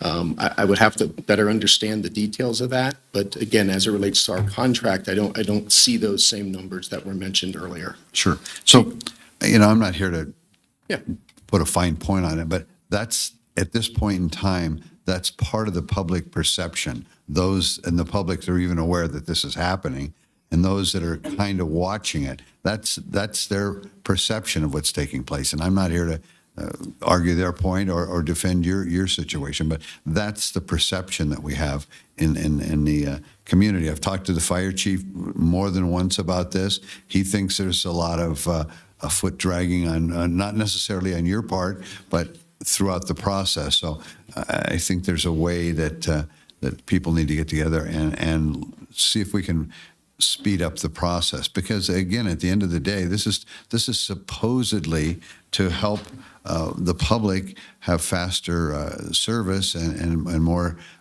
professional service and faster service and everything else that the public thinks that they're getting. Are not getting because it's still bogged down in whatever it's I don't know exactly why it's bogged down, but it apparently is bogged down, and you'll have to admit that.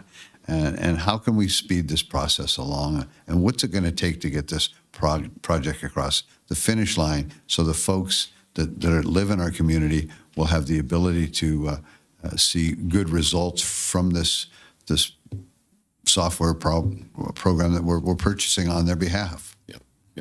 I think one kind of major change that we've done in the last couple months, I think we started this in November of this past year, is we have several people who actually are on site working with the respective agency coordinators and team members, as opposed to working in a more remote fashion. So we've brought people who are here every week working knee to knee with the members of the various agencies to try to accelerate the resolution to some of the challenges we've had.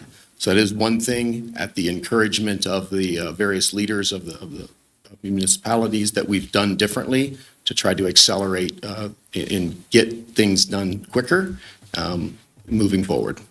Sure. And again, I talked to the fire chief, Chief Edwards. He's concerned about this. I'd like somebody from your organization to meet with him and get the details of his concerns and see if those can be addressed as well. Fair. Thank you. Okay. Thank you. Commissioner Hill. Well, I'll have Commissioner Garcia go before me because she may be asking similar questions, and then I'm happy. I have a few questions. Thank you so much for being here today. When we see these agenda items, I always go back and kind of refresh my memory on where we've been. So where we've been is this whole process began in 2019. We had a concurrent meeting in 2022. The BCC presentation happened on August of 2025, and you weren't here, but a Hexagon project manager was in attendance that day.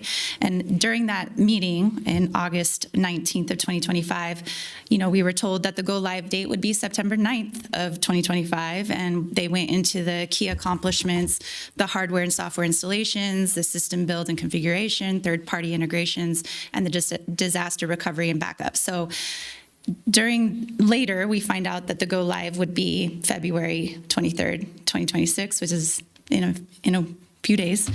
And during that meeting, we were told that things were on budget, that we had the right staff in place, that additional resources from the vendor were already in place so that we wouldn't have to suffer more delays. So that was what was told to us at the last meeting in August of 2025.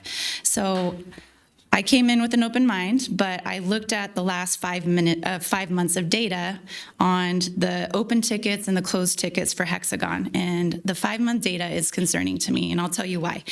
The open tickets are ranging between 330 to 400 open tickets each month. And so this data goes back to September of 2025. And the line is flat. It is just not going down, it's not going up, it is just consistently within that 330 to 400.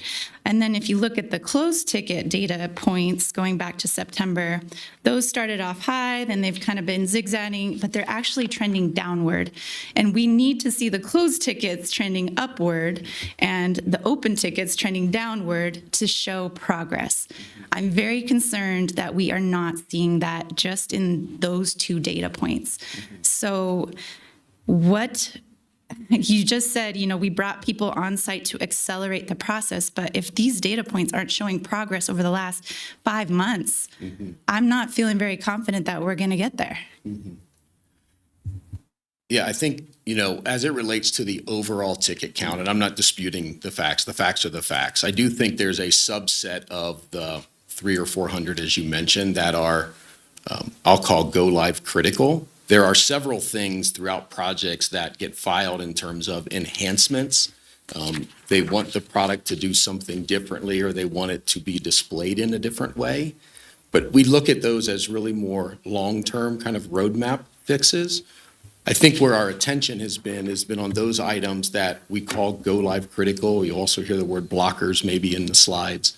That's really where we focus our attention to ensure, as Commissioner Clark said, that once we do go live, that the system is operating in a way that allows the public safety professionals to use it in a way to do their job. And so while I don't dispute the larger number, our focus has been on the go live number, and I think that's hovering somewhere in the 30 to 33 range as of a couple days ago. And that's where our kind of focus is as it relates to the go live.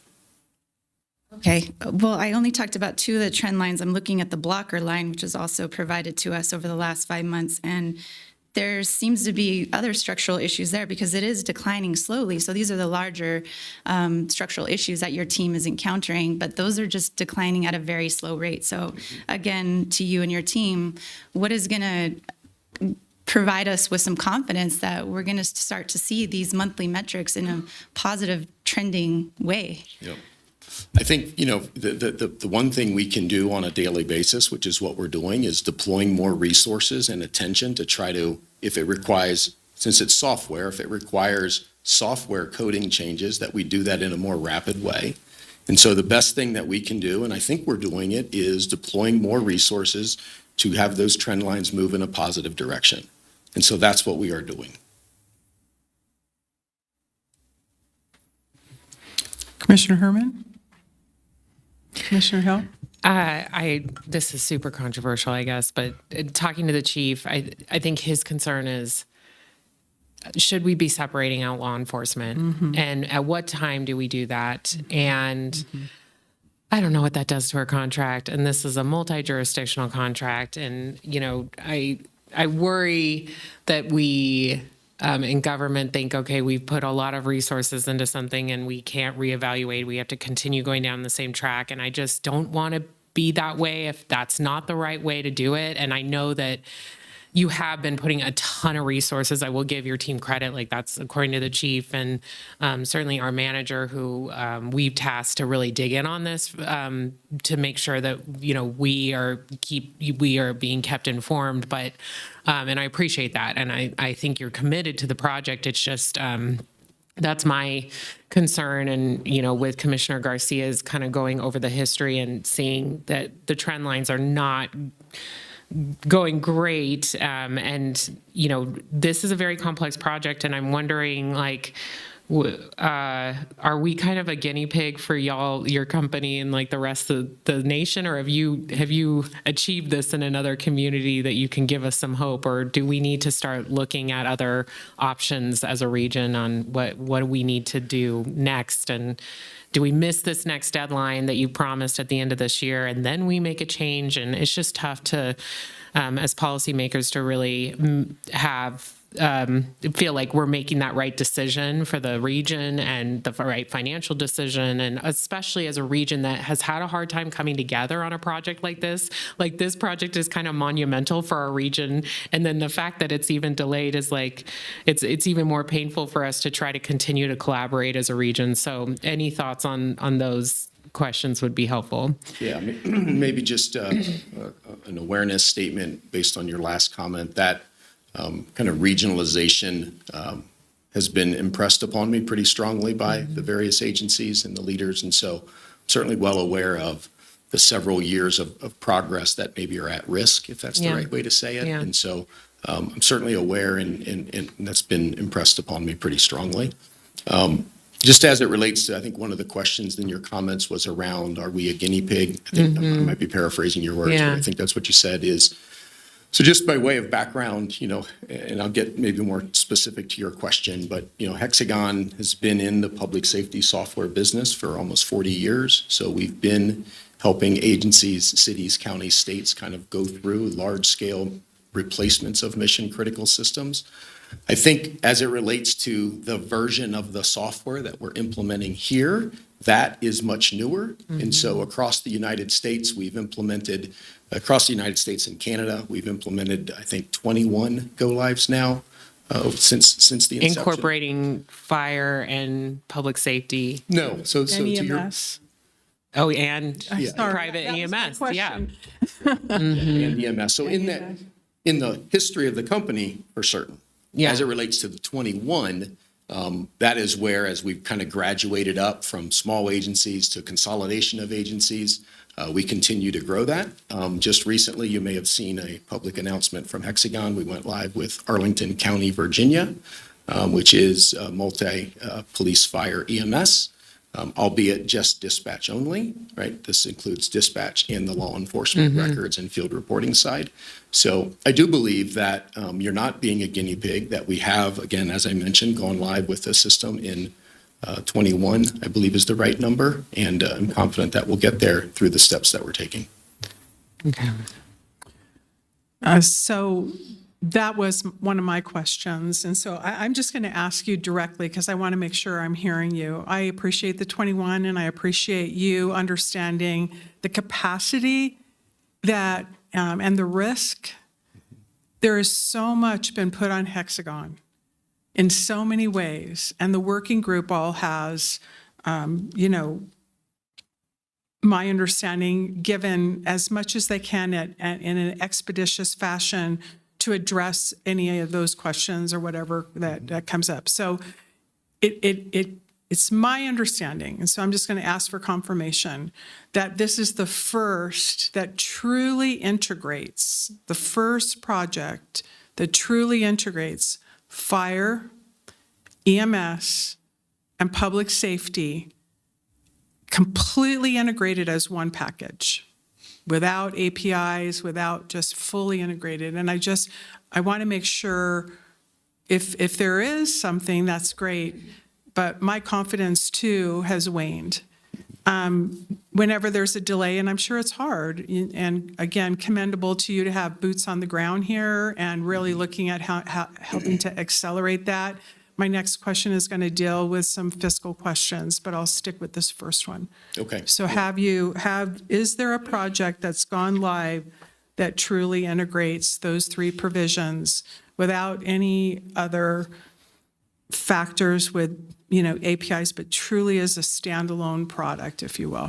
Yeah, let me make sure I answer the question correctly. Of the 21 that I mentioned, that incorporates both the dispatch, the police records, and the field reporting, if that's the integrated solution, then on the new version of the software, that is what's being implemented here, then the answer to your question is no, there is no other that are currently live with all three of those integrated components. I appreciate that. And the mobile field reporting as well, and that's being addressed, and what is your track record with that, integration? Yeah, so we have been and have mobile field reporting solutions with many of our customers. The mobile field reporting solution that we're rolling out here is a new product and would be the first agency in North America using the new product. We have mobile field reporting solutions in many of our other customers. Well, I think that what you're hearing is a sentiment that's clear.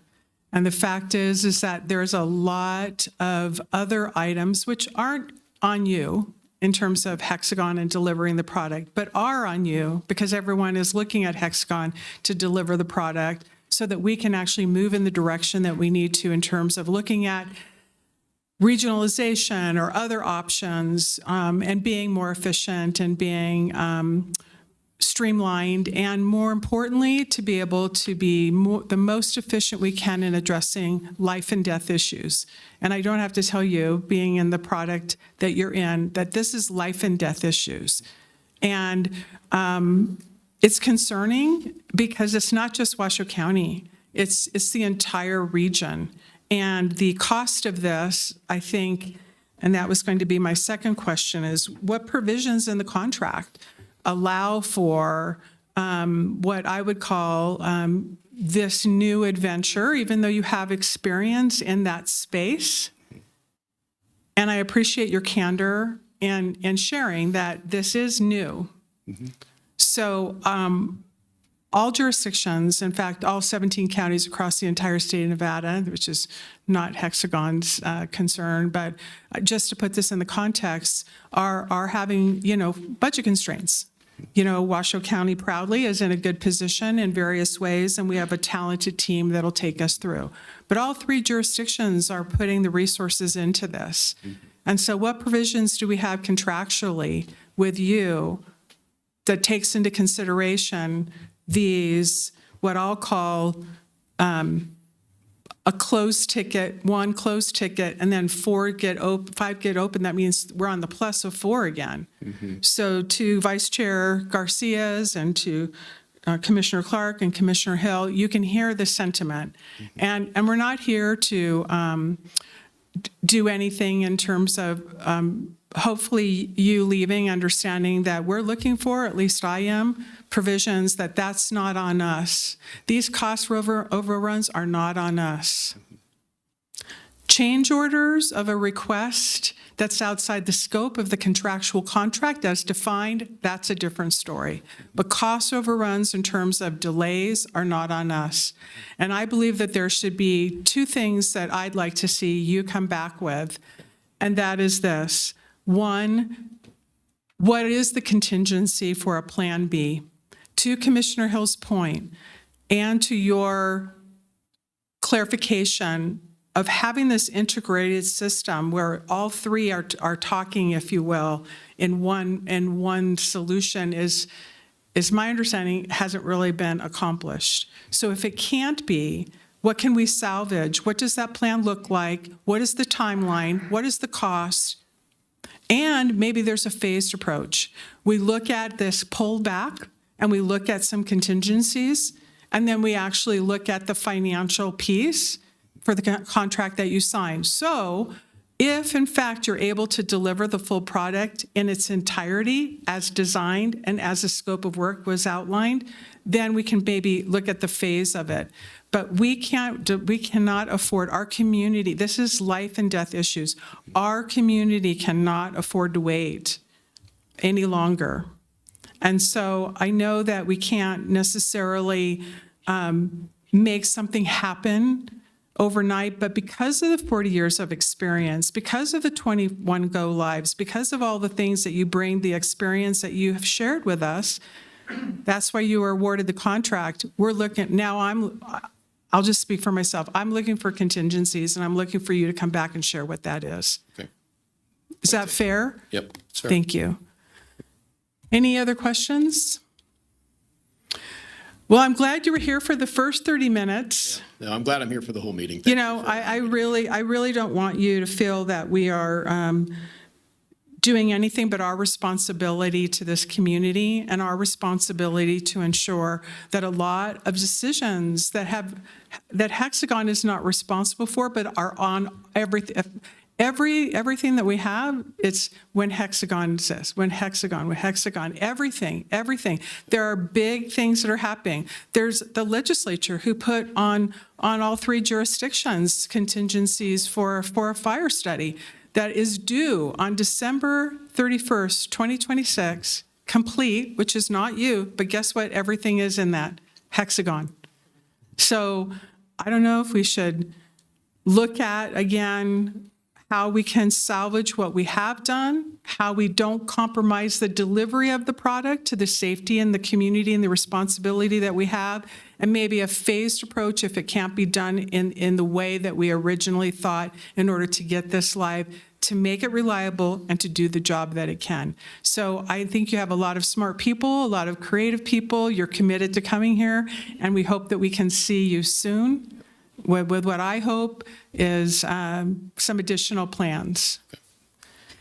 Vice Chair. Madam Chair, along those lines, and maybe this is directed to our county manager, when will we get an update on what they are going to do, Hexagon, to reduce the open tickets and the blockers before the end of the year rolls around?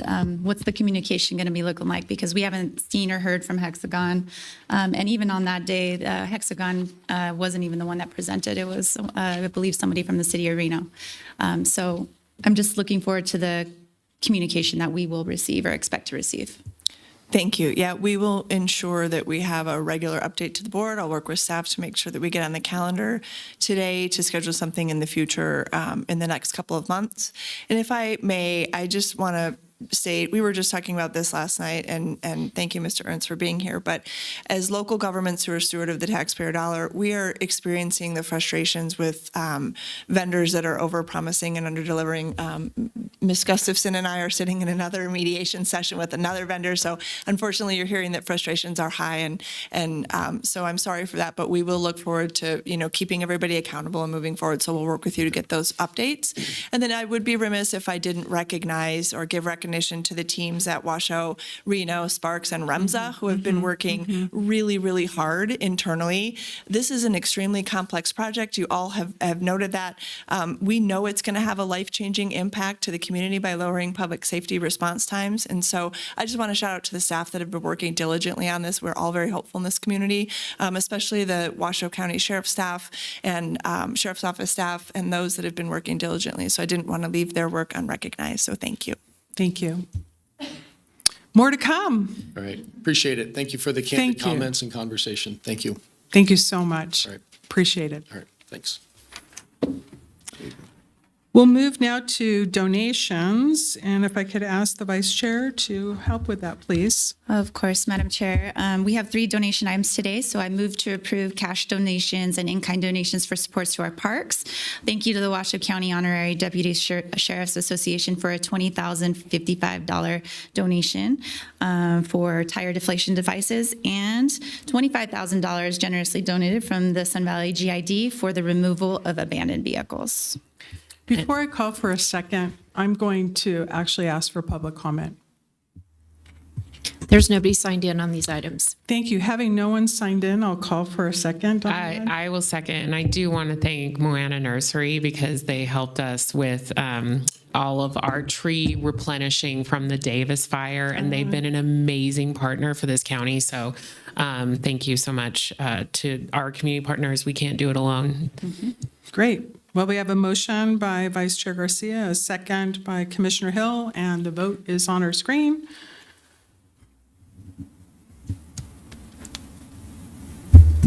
Vice Chair Garcia? If you could It's click not your showing up on my screen, sorry. Okay.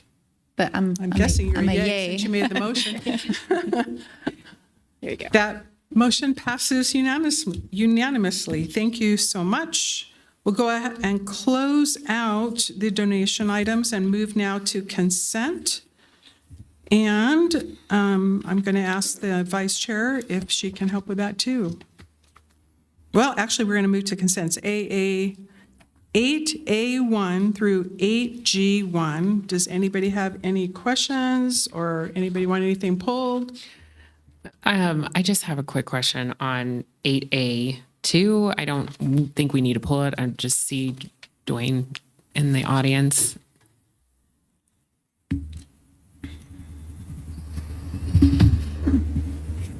I know we've seen these before. Can you just, couldn't get a ton of clarity with that's the application and staff report about what the water is being used for. And I know it's a temporary request, but could you just clarify this request here before the board? Yeah, absolutely. For the record, Dwayne Smith, Director of Engineering and Capital Projects, and through the chair to the commissioner. Thank you for your question. Yes, we do bring these inter-county transfers from time to time to the board as part of the NRS requirements. This is a non-binding recommendation to the state engineer to allow for things like changes of point of diversion across county lines or across basin lines, or for those changed uses. In this case, this was a water right that was secured and used for irrigation for ranching support, and it was in Pershing County, and now the application for a one-year basis is asked to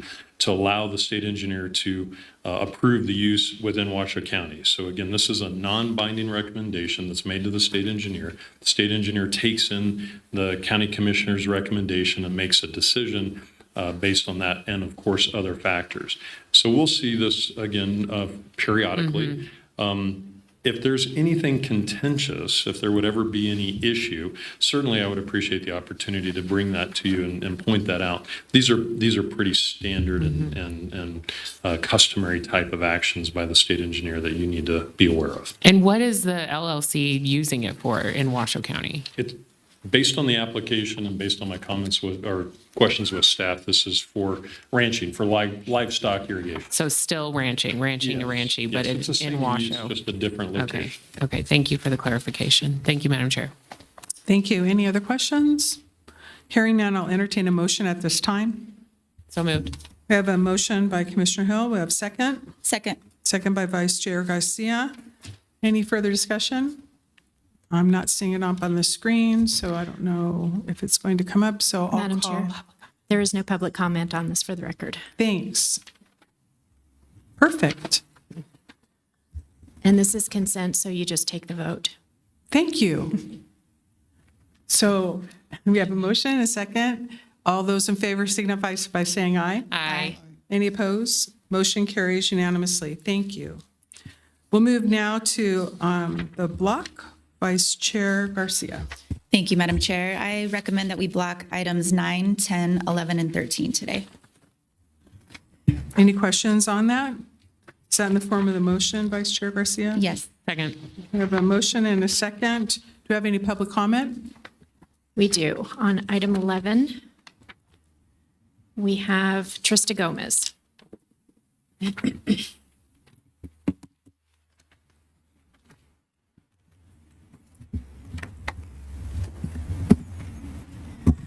Good morning. Welcome. Thank you. I am still going to be around. So I'm not going anywhere. I will still be here probably all the time, maybe more than you hope to see me, but here I am. I'll just keep coming. On this particular agenda item, I have some concerns about the behavioral health hospital. No doubt we need it. No doubt it would be an asset to the region. No doubt that these things are the community does need this hospital after West Hills closed down. So that is not a question. The question becomes, there are a lot of federal insurance changes There's a lot of federal money that's not coming in. There's a lot of changes to Medicare reimbursements. And with that, with those changes, how is the commission hoping to sustain this in the event that those insurance reimbursements don't come in? So I see a smile. Maybe there's a great answer for it. I don't know. And is this going to end up being an added burden to Washoe County taxpayers if, in fact, these insurance reimbursements don't come in as they were expected to when this whole project first started to be, come forth? So that really is the question. We've seen a lot of, and this is coming out of the general fund, and I know that it's going to be reimbursed. I'm looking at that if there's other funding sources that come in. But now obviously there's already a huge deficit. There's already a lot of competing interests in the community. We're already a regional center for a lot of different behavioral things. And with that, if the reimbursements for insurance don't come in with this, what is going to happen to the facility? How is the community going to maintain these costs? These are real issues, and I'm just wondering what the answer to that is. Any other public comment? There is none. Thank you so much. So we have a motion and a second. Any further discussion?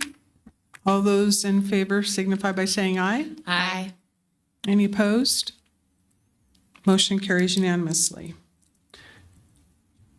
There's on our screen, so we can confirm what we just did verbally.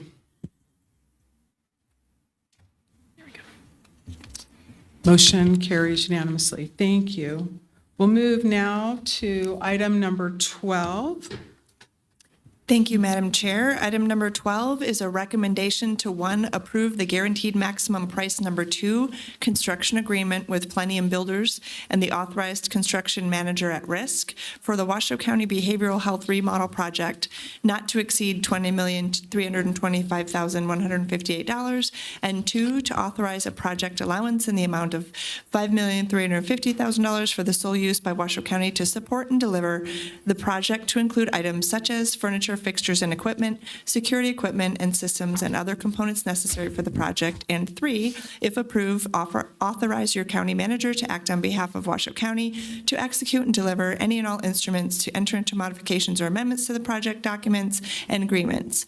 I will mention that we have Mr. Smith here today to walk us through this process. He will likely also touch on the previous items action on item number 11, and we will do our best to address, either I can do that or others may, the questions that our public commenter had. Thank you. Thank you. I appreciate that. It's going to be enlightening, I think. We just want to make sure that we know that Commissioner Herman, who has an appointment, left at noon, straight at noon. So I just want to get that on the record. Mr. Smith. Good morning. Again, for the record, Dwayne Smith, Director of Engineering and Capital Projects. It's morning somewhere. Thank you for that correction. Well, I appreciate able to spend a few minutes with you and kind of walk you through this item number 12. And again, as Manager Thomas identified, this item is a construction agreement. It's got 3 very critical and primary pieces. First of all, it's to authorize our second guaranteed maximum price agreement with Plenum Builders, our CMAR partner for the delivery of this project. It's also to authorize $5.35 million in project allowances for the support and necessary for this project. And that third item, as Manager Thomas was identifying, is to allow the board to give Manager Thomas the ability to authorize any and all amendments and project modifications to help us facilitate the delivery of this project. This is the second and final GMP to deliver the Washoe Children's Behavioral Health Project, Center project. The first GMP was brought before you and approved in August of last year, August 2025. And that really got the ball started, right? It allowed us to get into the facility, demo the facility, and prep the facility to allow us to then go through the completion of design and the competitive bidding processes for this second and final GMP. This final GMP is designed to deliver all those required elements for this successful project. It really focuses by allowing us to deliver the project in a timely schedule. So instead of delivering it through multiple GMPs, guaranteed maximum price agreements, we are able to consolidate this and work with both the design team, the construction team, and certainly our internal partner, Human Services Agency, to really collaborate, bring that project schedule to as short as possible. Why do we do that? Well, that's to allow us to really maintain and manage cost escalation. So the shorter the timeframes, the approach that we've taken will help us manage and maintain cost escalations.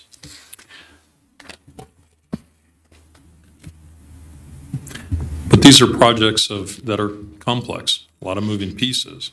So to help us further manage these cost escalations, we included a separate request for a $5.35 million allowance. That $5.35 million allowance, and certainly giving Manager Thomas the ability to authorize and sign those elements, will allow us to work in parallel with our CMAR contractor and give Human Services Agency the ability to make those final decisions as needed for things like furnishings for the facility, fixtures, and those elements that are necessary to complete that project. So you might see a project where we include the FF&E in that GMP or that series of GMPs, but to allow for the most effective way to manage the costs, manage the schedule, and have some parallel work done. We've asked for the removal of this, and we put this $5.35 million into the separate allowance request. These are not options. These are elements that are necessary for the project, so I just want to be very clear with that. I think for this project, schedule is key. The community expects and needs these services.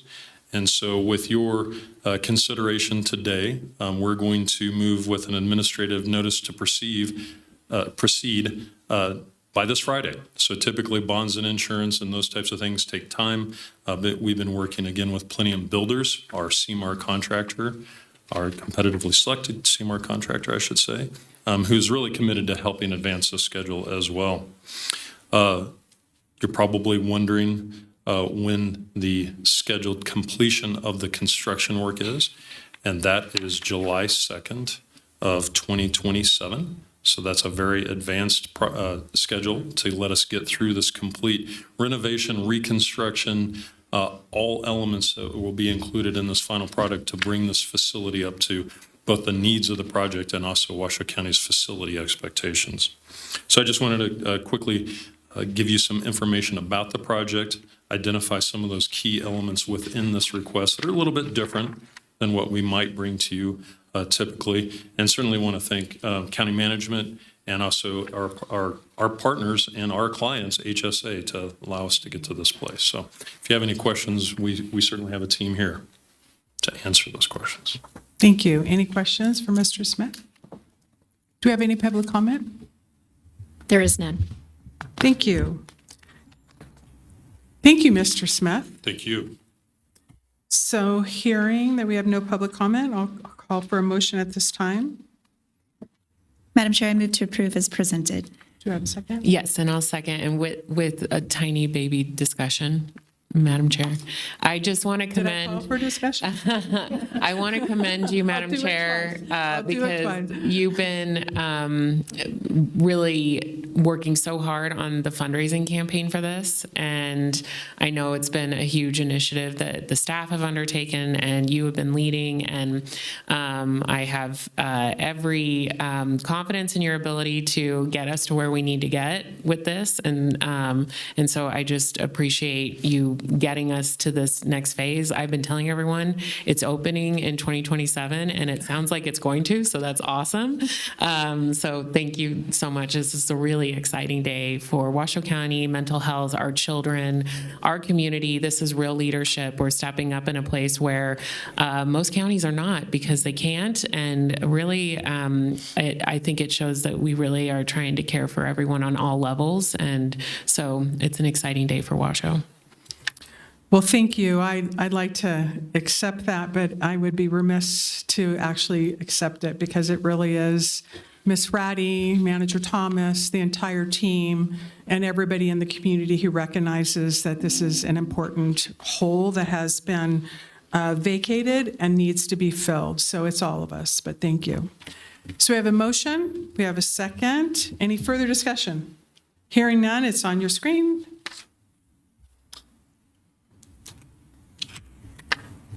Madam Clerk, mine is still not working, so I'm a yay. Thank you.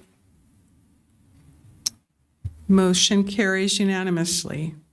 Thank you so much. Appreciate it.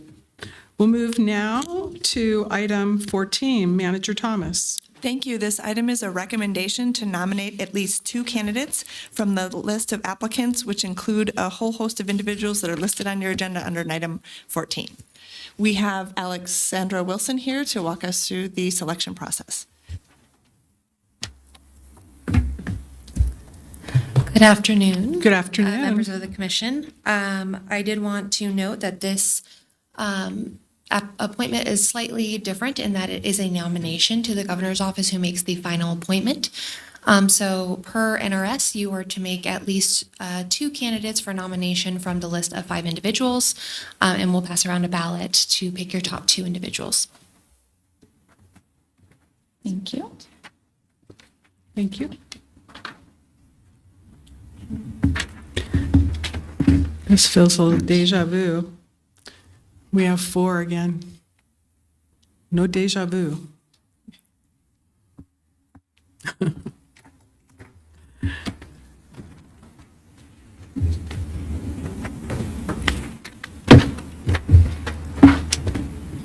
Thank you. Thank you.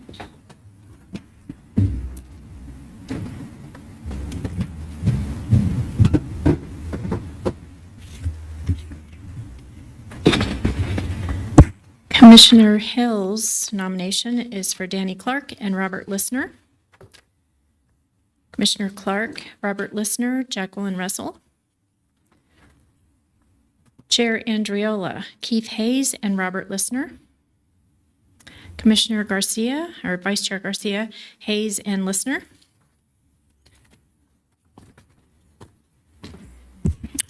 And so we're selecting 1. We're selecting 2. Hayes and Listener, got it. Hayes and Lissner. Hayes and Lissner. That's what I'm hearing. That's what I wrote down. Were you confirming that? I'm happy to make a motion that we recommend Mr. Lissner and Mr. Hayes. Great. Do we have a second? Second. Vice Chair Garcia is a second. All those in favor signify by saying aye. Aye. Is there any public comment? There was none. Thought I forgot. Hearing none, it sounds like we don't get a screen on this. Well, can we vote by verbal? Is that all right with you? That's fine. I want to make sure. Okay, any opposed? Hearing none, motion carries unanimously. Thank you so much. We'll move now to item 15, which is public comment. Thank you, Madam Chair. Comment heard under this item will be limited to 3 minutes per person. It may pertain to matters both on and off the commission agenda. Unused time may not be allocated to other speakers, and please make your comments to the commission as a whole. We have Trista Gomez.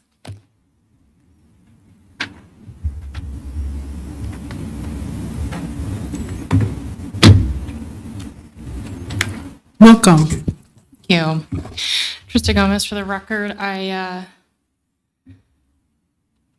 don't know if you know or don't know, I'm not going to be running for Commission District 3 anymore. I'm going to be running for legislature. Had been asked for months. It was a hard decision to make. It was sad a little bit, but I just basically told them, hey, I don't really want to do this if I can't be involved in community politics anymore. And the proverbial they said that it would still be okay if I came in, hung out every week and talked about community issues, and so I'll still be here. The thing I'm going to talk about right now is the CHAB meeting that was canceled and just the incredible disappointment. And I mean, that it just unconscionable, really, that would be canceled over something so preventable. It was a preventable thing that could have kept it on, I guess. I am hoping, there's a lot of interest in the CARES campus budget. There's a lot of interest in general in the amount of money that is being spent on things that other regions in states or close by regions aren't spending on because they're expensive and they're a burden to taxpayers when they're not handled well and they're not handled in a way that is of benefit to everybody. And when I'm looking at those numbers for CARES Campus, which I'm trying to be careful with because it's an important program, but also we are missing some really key pieces in that CARES program, things like residency requirements, things like time restrictions, time requirements, things like possibly sobriety requirements, things like there's 630 beds. There's not a facility, that's just in one of the places. There's not a facility that exists like that, I think, until Denver. These are huge costs to taxpayers, and when you're looking around and when I'm talking to people, it's questionable about whether or not we're even doing a good thing for some of these people. Really, what we used to call it is enabling. And so my suggestion would be, and I'm going to talk about this in more length, but it was really disappointing that meeting got canceled. And I think people would really like to see and hear and have a lot more understanding and barriers or goalposts about how that program runs. And so I'll talk about that more later, but it's a sensitive subject and I think it needs to be handled carefully. So I'll handle it carefully. Thank you. There's nobody else signed in. Thank you. We'll move now to Commissioner and County Manager announcements. Manager Thomas, do you have anything to announce? I do not, thank you. Commissioner Clark.